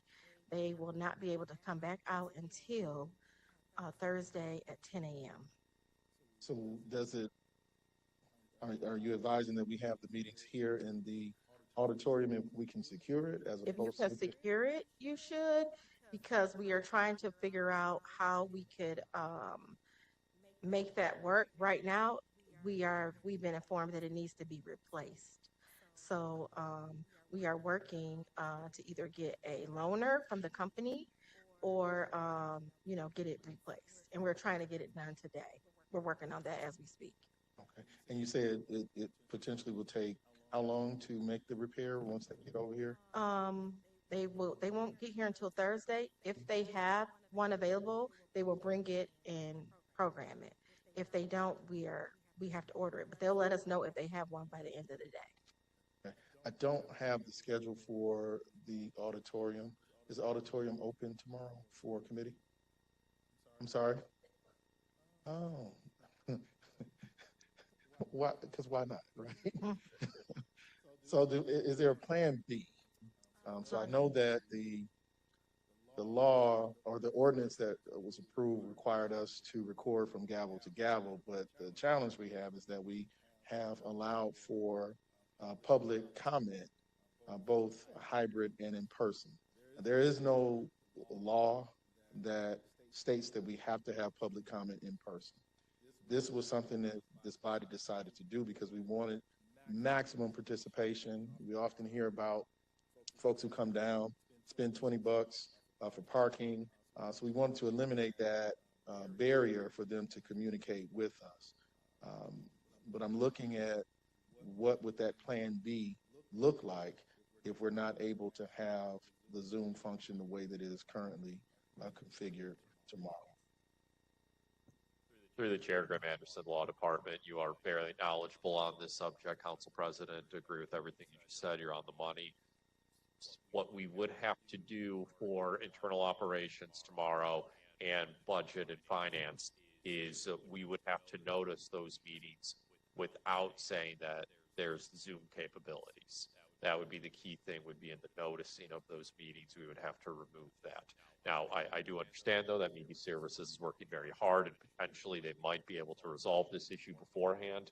But if that is not possible, then we cannot advertise or publish that the Zoom capabilities are possible. Okay. Thank you. Thank you. So that would also mean that every individual that is coming before the committees, plural, would have to be in person. And I'm talking about those individuals from the administration. So it's a comfort for everyone to have that set up, especially in PED, when you never know exactly when the items will be addressed because of public hearings. So I think that is something that absolutely has to be taken into consideration as well. Madam Clerk, I know that we do note on the agendas and the notification to the public about the ability for hybrid public comment. Is there any way that we can, and I guess we can say this to the law department and LPD as well, indicate in the for the next 2 days that the ability for Zoom capabilities has now would be non-available? That be possible to put out there in advance? Mr. President, Or on the agenda, if you will. Yes, ma'am. at this point, we will definitely accommodate when we do the calendar distribution today. If the situation is not clear by the time the internal operations standing committee and the budget finance audit standing committee calendars are approved, we will wait a few before the end of the day. However, if that's the case, we will more than welcome note the calendar referencing the concern of the zone situation. Okay. And it sounds like they're going to be working on it potentially tomorrow. So it may even get clear tomorrow. They're not coming until Thursday. Not coming in until Thursday? Excuse me. They're not coming in until Thursday, but they are working on a solution right now. Okay. So right now we will do a day by day because maybe there's Sure. some magic that they can make tomorrow, which will allow us to provide public comment, virtual public comment access on Thursday.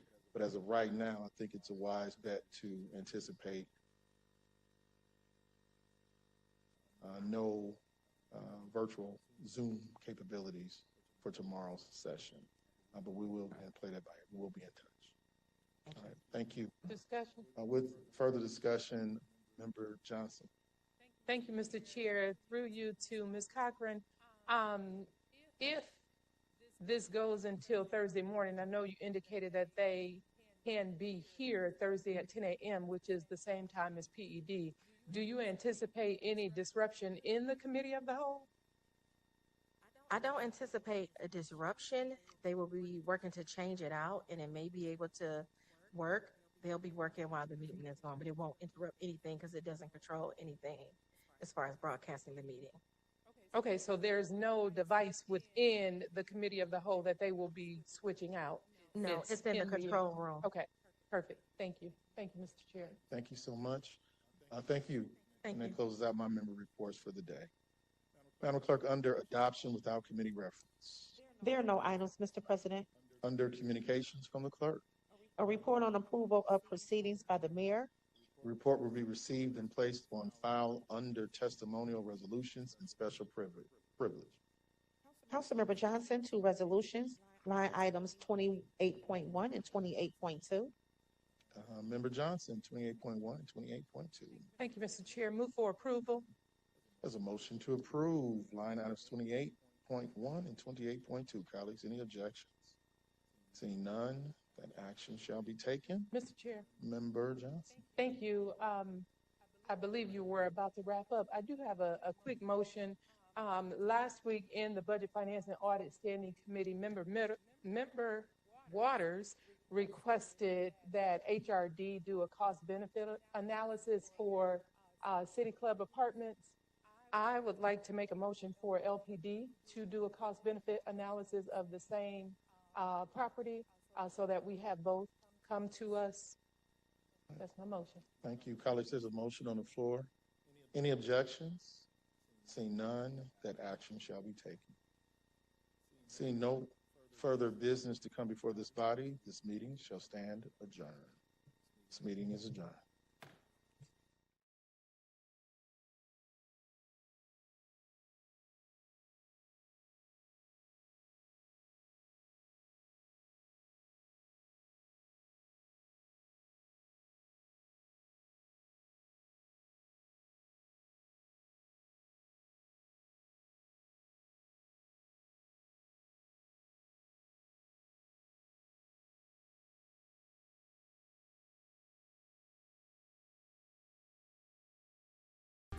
please go to gdyt.org. Applications are open, and we want to serve as many youth in the city of Detroit. So thank you all for being here, and young people, keep dreaming big. God bless you all. Thank you.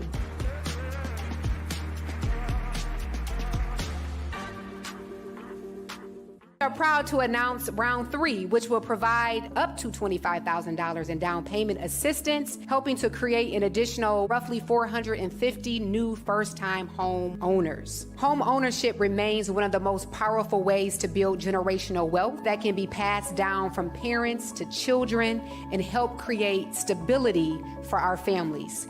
Yet for many Detroiters, the biggest barrier to purchasing a home is the need for down payment assistance. When many families own their homes, it doesn't just change their lives, it also strengthens our communities, our neighborhoods, and home ownership helps stabilize our neighborhoods. As residents take pride in their homes, they invest in their blocks, and they help build stronger communities. That is why this down payment assistance program is so important. Through our first round, nearly 800 Detroit families have gone from renters to home owners, realizing the dream of home ownership right here in our city. City Makeover 2026. This is a decades-old tradition where we launched a citywide spring cleanup initiative where thousands of residents show their community and neighborhood pride, collaborating with one another to improve their surroundings. It is time for another year to make sure that we are stepping in to beautify and clean our neighborhoods. Are you all excited for another year of Motor City Makeover? Historically, every year, thousands of residents come together with beautification projects in their districts, removing tons of trash and debris, clearing dump sites, clearing alleyways, securing vacant dwellings and board-ups, planting flowers and plants, and with the assistance and support of the City of Detroit and the Department of Neighborhoods.